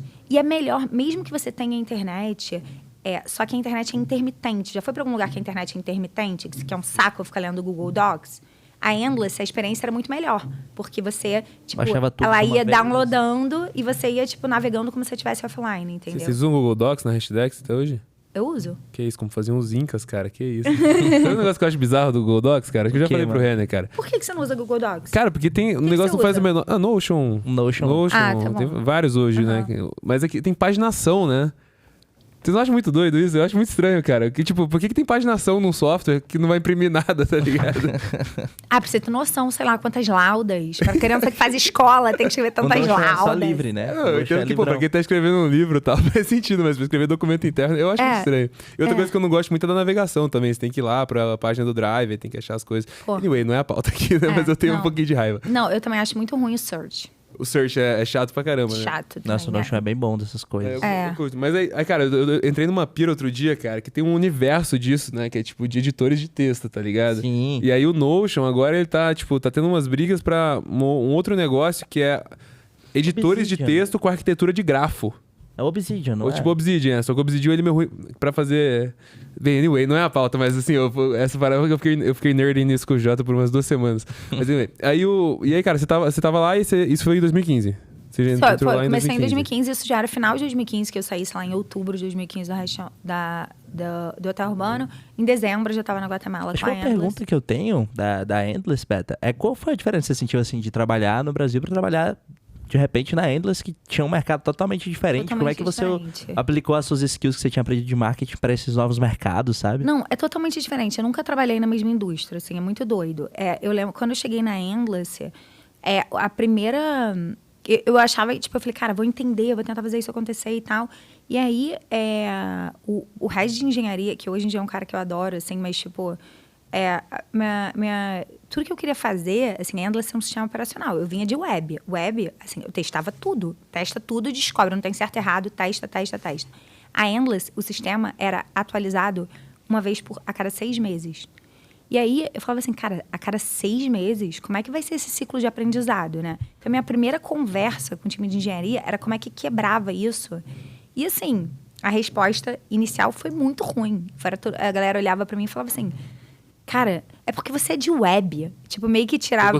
Preconceito, assim. Cara, você não sabe o que você tá falando. Isso aqui é um sistema operacional. Tipo, você vem de web. É que web é muito fácil. Porque a galera que faz sistema operacional é uma galera muito braba.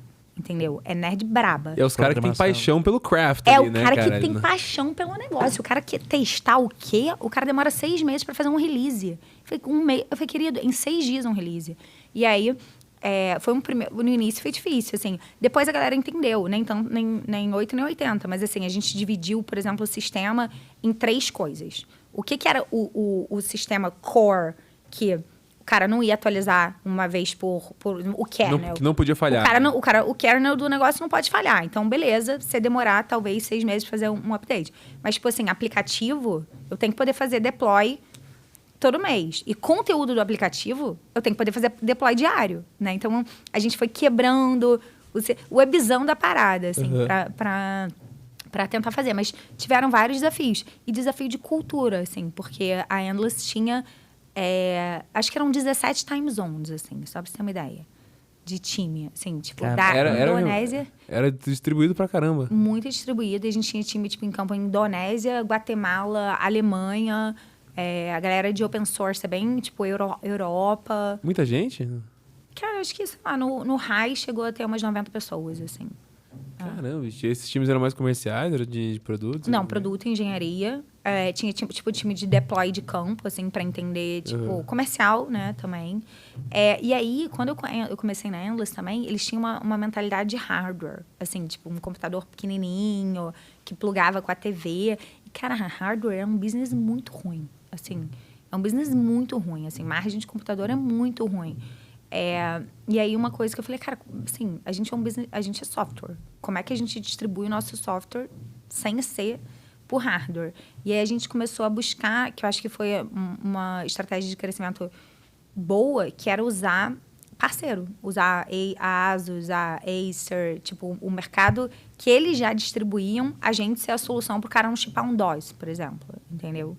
Ou para um cara que não vê valor no Windows, onde a gente distribuía. A gente começou a fazer parcerias com essas grandes indústrias. Isso aí foi um acerto grande. Cara, foi um acerto grande, porque a gente saía, tipo, da gente ter que vender o hardware, que era uma coisa infinita, para distribuir milhares de computadores por ano, entendeu? E aí, conta o bafão do Ryan agora, que ele fez, a história. Não é o bafão do Ryan, mas assim, é um dos desafios de semana. Eu tava lembrando esse negócio com o Gabe esses dias, que eu morava em São Francisco, assim, vida dura, assim, mãe sozinha, com filho, escola, e lá em São Francisco tem meio que uma coisa, os pais participam da escola. Nessa já estava separada fazia alguns anos. Muitos anos já. E trabalhando na loucura que você tava, imagina que não tinha muito tempo pra date. Né? Não. Desafio novo, né, inclusive.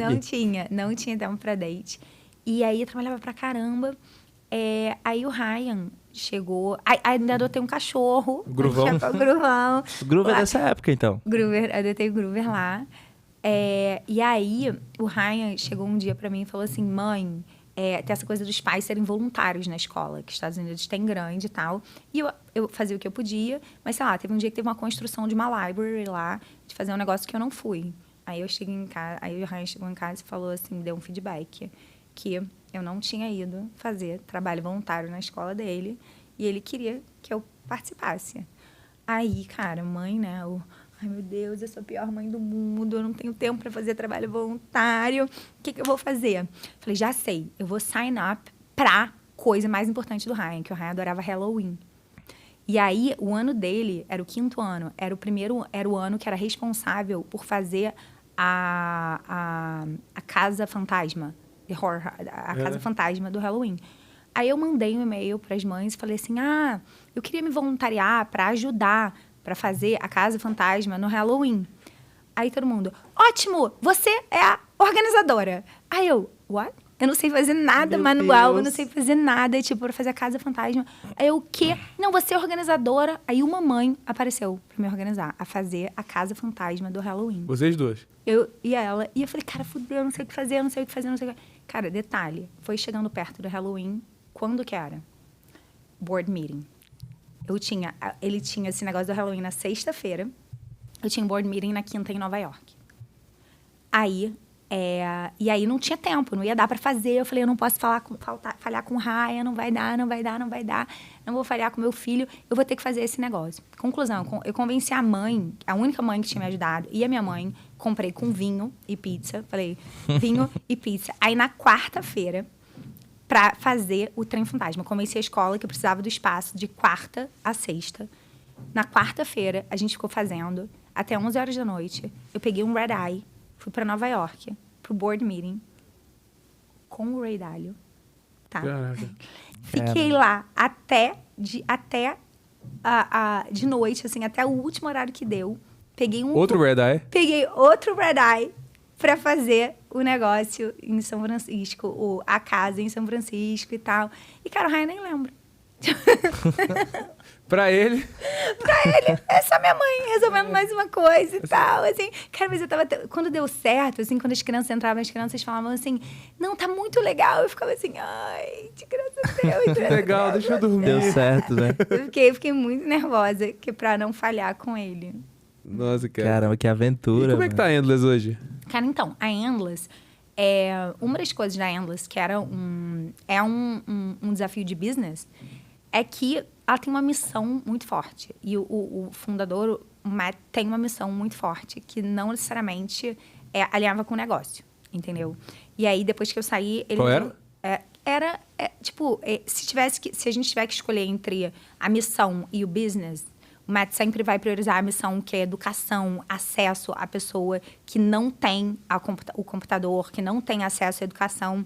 E, assim, quando eu tava lá, assim, eu tava começando a pivotar para fazer... Pra ganhar dinheiro? A gente fez um computador que ganhou Best Computer for Kids na Amazon, assim. Tipo, que era para Coding Education. Eu comecei a shiftar para Coding Education para focar no mercado americano e tal. E aí começou a crescer. Quando começou a crescer para isso, eu comecei a querer matar outros projetos, assim, Guatemala, porque querendo Indonésia. ou não, vender para quem não tem dinheiro é bem mais difícil, É bem mais difícil, exato. E aí a gente começou e, assim, não era uma coisa que estava atrelada na missão, assim. A real é que... E aí chegou numa hora que também, para mim, tá nos Estados Unidos tem que ter um upside muito alto, né? De família, assim, tá longe da família, tá nesse perrengue, né? De desafio, São Francisco. Aí eu falei, então, assim... Ou é para essa empresa ser gigante, ou eu vou voltar empreendo no Brasil, que eu gero mais coisa legal lá. Você gostava muito do Brasil? Você gosta muito do Brasil, né, Beta? Eu gosto. Do Rio ali, na Barra. Praia, correr na praia. Tem um negócio do Brasil, da sua história, que eu acho muito legal, que não entrou aqui nas minhas perguntas, que é o ônibus do teu pai. Que história é essa, mano? Você já ouviu falar desse ônibus? Eu não tô ligado nessa história, não. Caraca! Não, meu pai trabalhava numa empresa de ônibus. E de ônibus de linha. Assim, ônibus normal, assim, de linha. E aí, eu não lembro porque na adolescência, a gente começou a criar que a moda era sair de ônibus. A gente pegava um ônibus, tipo assim, né, nas noitadas mais especiais, enchia o ônibus, tipo, normalmente mulher bebendo e ia pra, tipo, algum lugar, assim. Só que aí chegava... Era tão legal o ônibus, assim. Tinha tanta história de gente que entrava no ônibus. Aí, assim, acontecia tanta coisa até chegar no lugar. Não, mas o ônibus não era só vocês. Às vezes entrava alguém, às vezes... a galera via, imagina um monte de mulher dançando no ônibus, aí outro para, aí, assim, quantidade de história. O ônibus era meio que o esquenta e o after. Assim, era o esquenta e o after. Chegava no lugar, a gente ficava até meio assim, vamos voltar pro ônibus. O ônibus era muito maneiro. Isso era quando você tava na faculdade, assim? Mais ou menos. Caraca. Mas, cara, era o ônibus do seu pai? Não, meu pai trabalhava numa empresa de ônibus e aí, às vezes, eles emprestavam para algumas coisas. Aí começou, eu acho que foi com aniversário, com uma despedida de solteiro de uma amiga minha, ou com meu aniversário. Alguma coisa assim que a gente pegou o ônibus para fazer isso, meu pai conseguiu. A gente botava um motorista brother. E aí fica, né? Que resenha, vamos fazer um gigabyte no ônibus, mano. Gigabyte no ônibus. Cara, era muito maneiro. Instrumento musical. Era festa no ônibus. Era festa no ônibus. Cara, completamente aleatório com a pauta, mas eu achava muito engraçado essa parada. E aí, Beto, agora vamos pra... Aí estamos chegando em Hashdex agora, né? E aí você saiu de lá, ficou mais um tempo assim... Procurando novas oportunidades ou o Marcelo já chegou junto? Não. Quando o Marcelo era fundador da Endless também, tá? Que o Marcelo, salve pro Marcelo também, um cara gente boa pra caramba, adoro ele. E ele era fundador da Endless, ele foi um dos que me convenceu aí pra Endless. Ele era o fundador da Endless? Ele foi fundador da Endless também. É que ele saiu um pouco antes de eu sair. Ele era fundador, tocava parte de sales, growth, e aí eu mudei pra lá, ele já tava meio que saindo, assim. Da operação. Entendi. E ele sempre gostou de trabalhar com crypto. Então, uma coisa que foi legal, assim... Como é que as coisas conectam, né? Porque, no fundo, as coisas conectam. Uma coisa que na Endless eu aprendi era o tamanho da comunidade open source. Eu não tinha a menor ideia de como que, assim, existiam pessoas que trabalhavam de graça e tão apaixonadas pela missão open source num Linux, num sistema operacional, porque elas acreditavam que um sistema operacional é uma coisa... muito importante para estar na mão de grandes empresas. Então, elas trabalhavam, tipo, de graça por aquilo. E, assim, foi um choque para mim, assim, tipo, entender mais sobre aquela cultura e conversar com aquelas pessoas.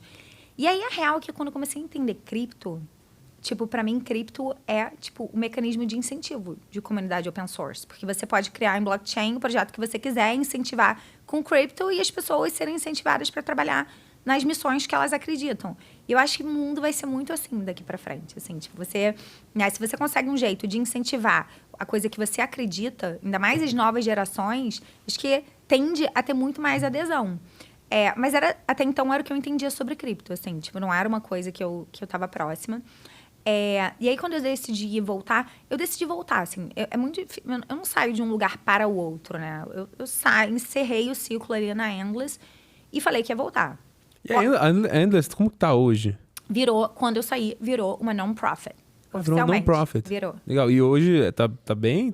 Hoje, assim, atende, por exemplo, assim, sistema prison system em US. Porque você precisa que a pessoa que tá na prisão, ela tenha acesso à tecnologia. Senão ela vai voltar pro mundo e ela não sabe nada, entendeu? Depois de 30 anos preso, como é que... Imagina alguém que ficou 30 anos preso e cai no mundo de hoje, né? Então, existem esses projetos. Só que eles não podem estar conectados. Então, assim, a Endless é uma super solução nesse momento, para uma coisa dessa. Então, tem uns use cases, assim, que são muito bons. Tem uns use cases que são super legais. Aceito. Tem uns use cases, assim, tipo, esse é um exemplo. Alguns lugares também na África que tem dificuldade de conexão. Você já viu esse negócio da internet, do Facebook, do Google, que eles levaram para países emergentes? Já viu esse negócio? Não? Já vi muito. Esse balão, o Mesh, né? Que eles levam esse negócio e parece que tem uma galera em vários países que acha que a internet é o Facebook. Já viram isso, não? Cara, eu já vi gente... Então, as pessoas... Uma coisa que eu via muita coisa engraçada em campo. As pessoas entram no Google e botam, no Google, assim, www.hotelromano.com, por exemplo, entendeu? A pessoa busca, ela usa... O domínio no Google para buscar. O domínio no Google. Assim, o Google é a internet das pessoas. Eu faço isso também, não vou zoar, não. Não, você bota o quê? Eu boto o domínio. Às vezes eu não tenho certeza do domínio, tá ligado? Eu boto lá pra garantir que é isso. Eu vi a pessoa fazendo isso, eu falei, como assim? Não. O Gabrielzão tá dando uma risada de que já fez também, né, Gabrielzão? O Google é a internet para as pessoas. O Facebook é a internet, assim, é muito importante. E é muito bizarro, né, cara? Mas agora tá começando a virar o chat, né? Chat GPT. Cada vez mais. E aí, Beto, aí você chegou, tava lá de boa, aí um dia chegou pra tomar um café com o Marcelo, como é que foi? Não, é quando eu falei, o Marcelo é um dos meus melhores amigos também, assim, de longa data. De longa data. E aí eu falei... Você tá meio longe do microfone, talvez? Desculpa. Aí o Marcelo é um dos meus melhores amigos de longa data. Quando eu resolvi que ia voltar pro Brasil, falei com ele, tô voltando pro Brasil. E aí ele falou, então vem pra Hashdex. Eu falei, cara, de jeito nenhum, não vou pra Hashdex, nem sei o que fazer aí. Não trabalho no mercado financeiro, eu sou growth, não sei, assim, não vou de jeito nenhum. Vou, e também não quero casar, assim, porque, tipo, eu tenho, né, tipo, cara, tinha vindo do Hotel Urbano e, tipo, muitos anos muito intenso. Depois eu entrei na Endless, muitos anos muito intenso. Falei, eu quero explorar um pouco, assim, eu quero aprender, eu quero ver o que eu quero fazer. Isso era 2019? 19. Eu voltei pro Brasil, acho que em junho de 2019. Acabou a aula lá, a gente veio.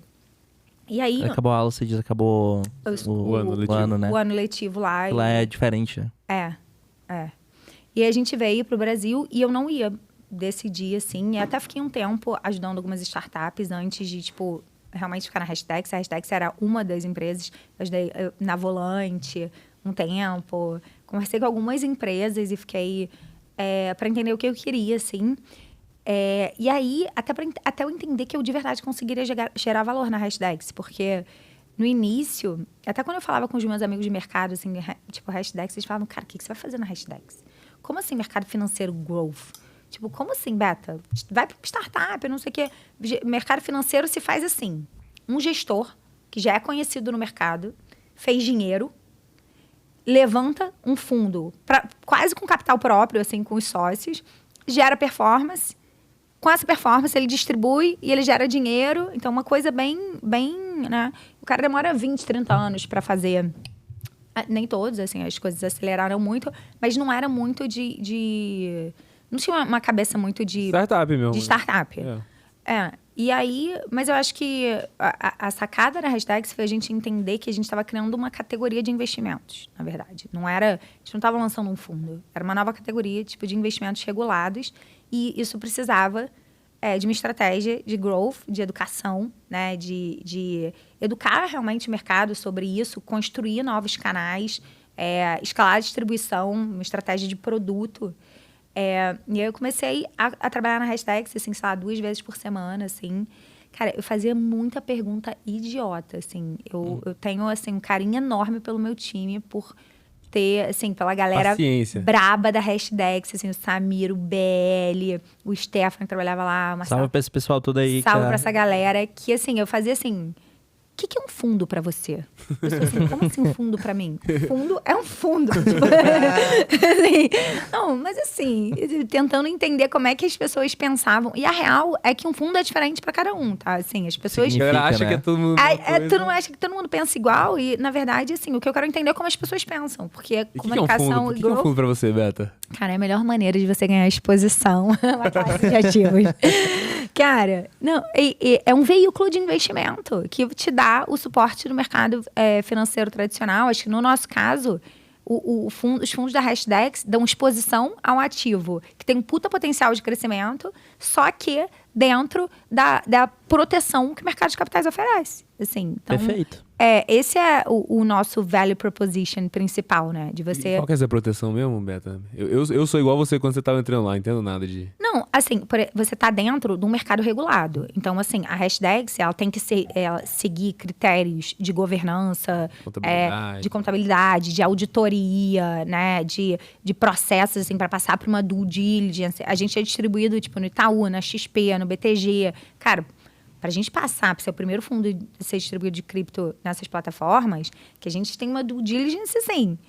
Absurda, né? Então, esses são, assim... Vocês não podem meter um Dogecoin no fundo. Não tem como a gente botar... Tem que passar nos critérios lá de elegibilidade. Eles não passam. Mas isso é muito do que você tá falando, de credibilidade, né? Vocês têm que ter uma credibilidade, de fato, seguir as regras direitinho. Tem tanto esquema no mundo de cripto, né? Exatamente. Assim, tem esquema... Na verdade, assim, é pirâmide, né? Esquema tem desde que o mundo é mundo, desde... Assim, com qualquer coisa, desde a época da prata, do ouro, tem esquema. Sim. Do momento agora é cripto, porque não é a cripto em si, é fraude, né? O Gabe, por uma época, ele foi apaixonado em cair em cima de pirâmide, né? O Gabe... Comprava as moedas nada a ver, né? Mas tinha uns que forrava, né, cara? Vamos ver aqui. Ele é explorador. Né? Ele queria ver... Ele tem uma skin in the game pra aprender o negócio. Aí foi colocando... E hoje é um cara que entende muito também, né, cara? E o casal cripto até, né? Vocês dois. Pô, muito... Eu acho muito maneiro. E aí você chegou lá na Hashdex, já começou a tocar Growth, desde o princípio, né? Sim. Quantas pessoas tinham? O time é pequeno, assim, na verdade. Hoje a gente tem, sei lá, tem 60 pessoas, assim, no mundo.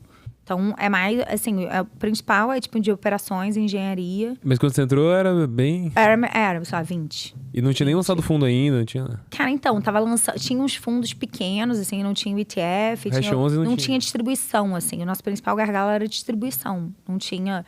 Porque você lança o fundo e distribui como? Se você não entrar nas plataformas, nos bancos... Sim. Então foi um trabalho muito grande de BizDev ali. De BizDev, de comunicação, de educação. Por isso, sim, PR era tão importante, estratégia de crescimento, de parceria era tão importante. Mas, ao mesmo tempo, assim, se você olhar, a Hashdex é uma solução para o mercado financeiro. Porque, assim, milhares de contas são criadas numa Binance todo mês no Brasil. Cresce mais do que muitos bancos digitais ou plataformas digitais. E... o mercado financeiro até então lutava contra. Não, cripto é ruim, cripto é pirâmide, cripto não entra. E esse cara tirava o dinheiro e ia lá colocar, né? Então a Hashdex hoje é uma solução.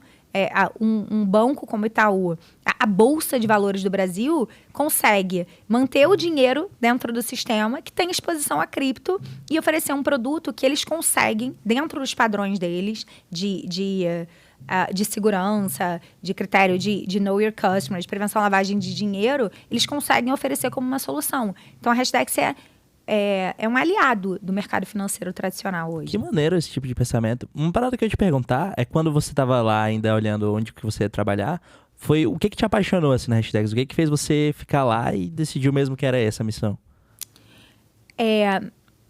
Cara, primeiro, eu acho que foi essa coisa do cripto foi me pegando mais, assim, tipo, conforme quanto mais você foi aprendendo. Eu gosto muito dessa coisa de estar, tipo, no futuro, assim, tipo, de estar aprendendo. Você foi ficando mais animado com a ideia, foi começando a vislumbrar um mundo onde as coisas eram mais distribuídas. Eu comecei, eu falei, cara, assim, o futuro vai acontecer se a gente fizer ele acontecer. E eu quero fazer acontecer, cripto, assim. Eu acho que eu quero impulsionar cripto. Então, acho que tem essa coisa do gostar dessa ideia. Eu comecei a aprender mais, assim, também que eu podia gerar valor, assim, que até quando eu entrei, assim, no início, não era muito claro, assim, tipo, qual era o meu valor ali, tipo, num business, todo mundo sabia tanto de tudo e eu não sabia nada, entendeu? Eu ter que aprender aquilo tudo. E aí, uma hora eu falei, não, tipo, eu gero valor aqui, assim. Acho que a Hashdex precisa de growth e precisa de uma mentalidade BizDev, de comunicação, tipo, de education no mercado. É muito bom gerar valor, né? Posso pegar um assunto sensível aqui sobre isso que você acabou de falar, cara? Uhum. Você, historicamente, teve em várias posições, vamos dizer assim, inesperado, né? Que muitas pessoas não esperariam ver você naquela posição. Você lidava muito com, sei lá, síndrome do impostor, esse tipo de coisa? Total. E como que foi essa jornada pra você, assim? Não, então, eu até penso sobre isso, assim, porque eu fico assim, cara, em que eu sou boa, assim? Na real, eu não sou muito bom em nada, assim. Quando, por exemplo, no Hotel Urbano, as pessoas achavam que eu era a pica de marketing digital. Eu sabia tudo de marketing digital. Eu fui pra Endless, tipo, nem usei isso. Assim, tipo, fiz todos os betas, você pode imaginar, de Google, de Facebook, não sei o que, e saiu. Aí você foi pra Endless, cara, eu vou aprender, tipo, sobre sistema operacional, aprender sobre Ásia, sobre produção de computador na China, assim, tipo, coisas que eu não tinha a menor ideia, e aí depois fui para cripto e tal. Então, eu acho que eu tenho isso, assim, bastante. Hoje, o que eu acho que eu acho que eu sou uma excelente generalista. Tipo, eu acho que o que eu tento, assim, me segurar é que eu sou uma excelente generalista, assim. Eu acho que quando eu falo que eu sou boa em growth, que eu gosto de fazer growth, é identificar, cara, alavanca e bottleneck de crescimento e, tipo, ter muita clareza de que eu vou nelas. Assim, tipo, resto é resto, assim, tipo, vamos nas alavancas de crescimento e resolver bottleneck pra growth, assim. E isso me faz aprender. E meio que relacionado com o que você acabou de falar, assim, o que você sente que é o teu superpower, assim? Já que você é generalista, você acha que é essa parte dos bottlenecks? É alguma coisa, sei lá, talvez em gestão, é alguma coisa em pessoas? Eu gosto muito de, assim, trabalhar com pessoas, assim. Eu acho que essa parte aprender com as pessoas, assim. Eu aprendi muito com as pessoas da Hashdex, assim. Como eu aprendi muito com as pessoas da Endless, assim. Eu acho que o meu superpower, que de maneira geral, eu não tenho agenda própria. Tipo assim, a minha agenda realmente é fazer aquilo ali, tipo, dar certo.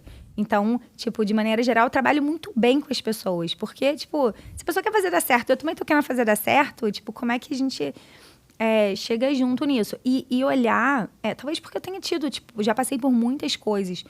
O que não é o óbvio, né? Assim, o que é o não dito, tipo, numa negociação, onde que estão... qual é o incentivo, assim, nesse negócio da Hashdex, eu entendi que o mercado financeiro tinha um incentivo para vender Hashdex. Ele tem um incentivo de vender a gente. Porque se ele não vier, se o cliente não investir na Hashdex dentro do Itaú, ele vai na Binance. Se tirar o dinheiro, vai colocar em outro lugar. Então, a gente... então, se ele tem, assim... Como é que eu sou parceira dele? Acho que pensar sobre isso e tal... E eu acho que minha cabeça funciona em sistema, assim. Tipo, alavanca e bottleneck. E eu acho muito foda. Eu achei sensacional, cara. Eu acho que essa parada que ela falou, de ser uma excelente generalista, tipo, essa skill que você descreveu, ela se aplica em vários cenários, em várias situações. E, porra, é um framework perfeito. E ter clareza é uma parada muito importante, que muita gente não tem nenhuma clareza, né? Ninguém tem essa experiência que você teve de ter todas essas coisas que hoje você tem e consegue fazer e usar de forma tão bem na Hashdex. E agora, pô, vamos pegar um tema que a gente tá gostando de abordar bastante aqui e tal, que eu sei que você é uma pessoa, cara, pra conseguir dar conta de tudo isso, de trabalhar muito, de criar família e tudo mais, você, cara, tem que ser uma pessoa saudável, né? Conta um pouco mais, assim, como que você faz pra manter o teu mental health em dia? Cara, eu sou cercada de pessoas muito legais, isso é muito bom. Assim, na minha casa, convívio social é um negócio convívio social, assim, o meu filho sempre foi um grande apoiador, assim, tipo, mesmo nos momentos de maiores perrengues, a clareza de eu falar com ele, mãe, não tá, essa semana vai dar ruim, não sei o quê, e ele sempre me apoiar desde pequenininho, sempre me deu muito conforto. Que a gente fica contando as loucuras do Ryan, mas vale comentar que o Ryan é um moleque muito gente fina. Eu amo ele. Salve pro Ryan que tá aí. Salve pro Ryan, que, pô, ele é muito parceiro, ele é extremamente inteligente, muito amoroso, muito empático também, né? Muito. Ele sempre foi muito empático comigo, assim, tipo, e entendeu muitas coisas, assim, tipo, muitas vezes de viagem, ou foi pra tudo que é lugar também, assim, essa flexibilidade, tipo, de dormir em favela, dormir em castelo, e, assim, já passou por muita coisa. E o Gabe também, né? Que me apoia muito, muito, muito, muito, muito mesmo. A gente conversa muito sobre tudo. E, cara, eu acho que eu faço exercício físico muito. Você corre, né? Corro. Não, agora eu tô fazendo muito mais musculação também. Ah, bodybuilder. Aí. Squash? Meteu o shape. Eu faço muito. Todo dia eu faço alguma coisa. Ou musculação, ou corrida, ou squash, ou yoga, ou alguma coisa. E eu acho que é muito importante. Alimentação, sono e exercício físico, assim. E hoje, assim, voltando aqui pro que você falou do Gabe, né? Que ele ajuda muito. Comparado com a época que você não tinha tempo pra date com ninguém e tudo mais, hoje você diria que é bem mais fácil. Bem mais fácil. Antes era, tipo, uma outra parte de estresse na sua vida que você fala assim, cara, ele tem essa parte aqui. Uhum. Não, eu acho que... principalmente se você tiver na pilha que você tem que date... Assim, é uma energia, né, que você tem que colocar naquilo. E, tipo, é um ciclo meio frustrante. Porque, tipo, não é fácil você sair. É difícil. Você sair, você encontrar alguém, você ter que conhecer alguém. Pô, a chance de ser legal. É meio frustrante esse negócio. Então, é uma energia que você coloca e que não necessariamente, tipo, super te alimenta, né? É mais cansaço do que qualquer coisa, É né? muito mais cansaço Ainda que qualquer coisa. mais do jeito que a sociedade é construída, que você tem que ficar encontrando gente de noite, né? Exato, que dorme tarde, aí bebe, aí tem que sair. Pô, isso acaba com a vida de empreendedora. E você é muito de rotina, né, Beto? Eu percebo muito isso. Eu amo Mesmo quando rotina. você tá aqui em São Paulo, é sempre tipo, dorme cedo, volta logo amanhã. A gente dorme cedo em casa, assim, cara, 10 horas da noite a gente tá dormindo, assim, todo mundo. E eu acho que, assim, empreendedor é atleta de alta performance.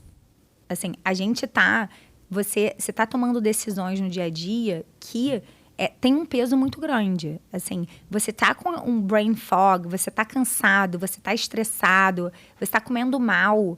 Assim, você não vai performar igual. Se você for correr uma maratona, você não vai performar igual. Então, assim, ficar saindo para beber, cara, dormir tarde, não fazer exercício, não te ajuda a estar no seu melhor. E aí eu acho que você também não performa melhor, entendeu? Então, acho que conseguir priorizar. E é muito engraçado. Quer dizer, o desafio que você, quando você está começando, você acha que é o contrário, né? Você tem que se matar de trabalhar. E não tem... Meio que...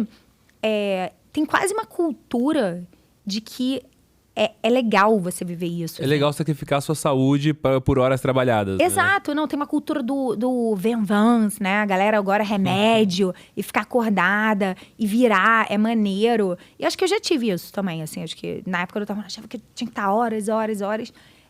E hoje em dia eu acho que não. Acho que, na verdade, atrapalha muito a sua performance, a sua clareza de tomada de decisão. Até de você poder empoderar os outros, assim...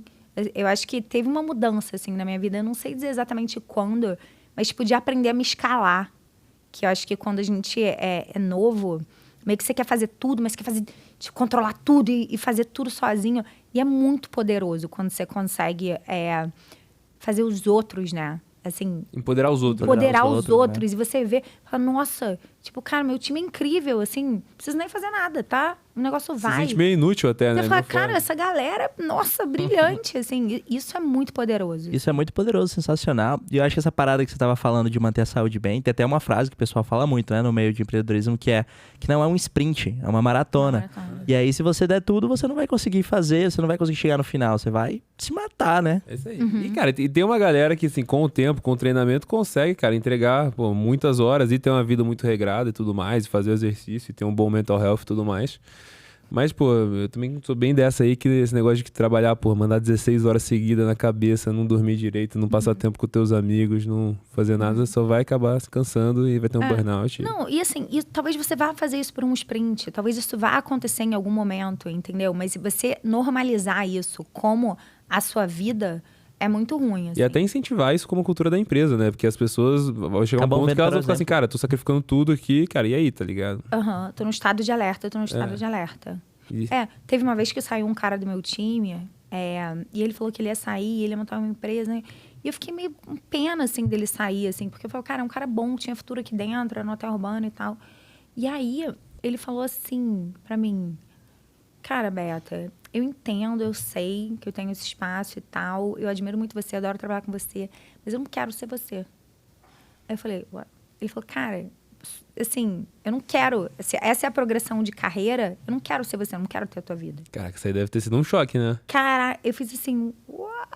Aí ele falou, não, eu não quero, assim, não ter tempo pra nada, não sei o quê. Não poder, assim, tá sempre em estado de alerta, com 50 mil urgências. Cara, eu quero ter mais paz e tal na vida, e eu não quero ter isso pra mim. Assim, foi um choque. Primeiro eu falei, como assim? Tipo, fraco. Como assim? Caramba. Fraco e tal. Mas, assim, faz total sentido, assim, e dele não querer ser, né? É uma vida diferente, né? Uma decisão diferente. A gente tá quase acabando o tempo também, Ale. Uma coisa que eu ia pedir pra você, Beto, já que a gente tá acabando o tempo, se você quiser falar um pouquinho da Hashdex, vender, não sei, fazer qualquer acho que ela falou já aqui, já deixou bem claro. Da Hashdex. Eu vou vender Hashdex. Vende a Hashdex pra mim, Ale. Faz aí teu marketing. Eu vou fazer o jeito que eu enxergo, beleza? Vai lá. Fala assim, irmão. Chegou um momento que eu fiquei assim, cara, cripto é o bagulho, cripto é o futuro, tal, tudo mais. E eu não tô aqui pra te convencer que cripto é importante, porque o mundo já tá fazendo por você. Eu tô aqui falando de Hashdex. O que acontece? Eu falava assim, cara, preciso ter uma carteira. Aí como é que eu vou lá e configuro o diacho da carteira? Eu fui lá, gastei 2 horas lá, aprendi a fazer o MetaMask. Aí eu vou, cara, o que é esse tal desse gas, cara? Que negócio estranho. Aí tem que comprar o Bitcoin, aí compra outro negócio. Aí o Bitcoin cai, o Ethereum sobe. Eu falo assim, caraca, será que eu vendo Bitcoin e compro Ethereum? O que acontece? Não sei, cara. E aí o negócio que eu achei muito interessante da Hashdex é que a Hashdex, ela não representa o Bitcoin, não representa o Ethereum, representa o mercado de cripto. É isso? Tô doido aqui? É isso, o NCI, um dos nossos produtos. O NCI, exato, que é o Hash 11? Hash 11 é esse? Então. Perfeito, que ele representa o mercado de cripto e você consegue, cara, tá apostando em cripto e não nas moedas especificamente. Então, conforme vai tendo inovações, vai tendo modificações na carteira, é um negócio completamente regulado, completamente de confiança, então você não vai estar se envolvendo em coisas de pirâmide e você tem a praticidade de poder fazer isso pelo teu aplicativo, onde você já investe em coisas da bolsa, como o aplicativo do Nubank, por exemplo, e só é o jeito mais prático e seguro de você investir em cripto. Tá nas principais plataformas aí, né? Muito bem. Mandei bem, não? Contratado. Contratado. É isso. Show. Cara, então é isso aí. Quer dar uma mensagem final, alguma coisa aí, Beto? Um salve? Ai, muito feliz de estar aqui. Orgulho de vocês. Espero que você tenha curtido aí participar com a gente, que a gente, cara, eu pelo menos curti muito. Você curtiu? Eu curti demais, eu tô feliz demais. Mas eu falei assim, cara, eu achei uma merda, tá ligado? Jamais falarei isso da nossa querida Betinha. Não, o próximo tem que gravar lá em casa, que aí a família participa. Cara, a gente podia montar um podcast da família, né? Chamar o Ryan. Nossa, podia mandar o RyanCast, né? Entrevistar o Ryan ia ser um bagulho mais engraçado, muito, cara. Ia ser muito sensacional. Muito bom. Mas é isso aí, Beto. Muito obrigado por estar aí com a gente. E é mais um GigaCast pra vocês. Espero que vocês tenham gostado. Espero que vocês tenham tido bons aprendizados aqui com a Beta. Eu, pelo menos, aprendi muito e tô muito feliz de ter tido essa experiência. Valeu, pessoal. Tchau, tchau.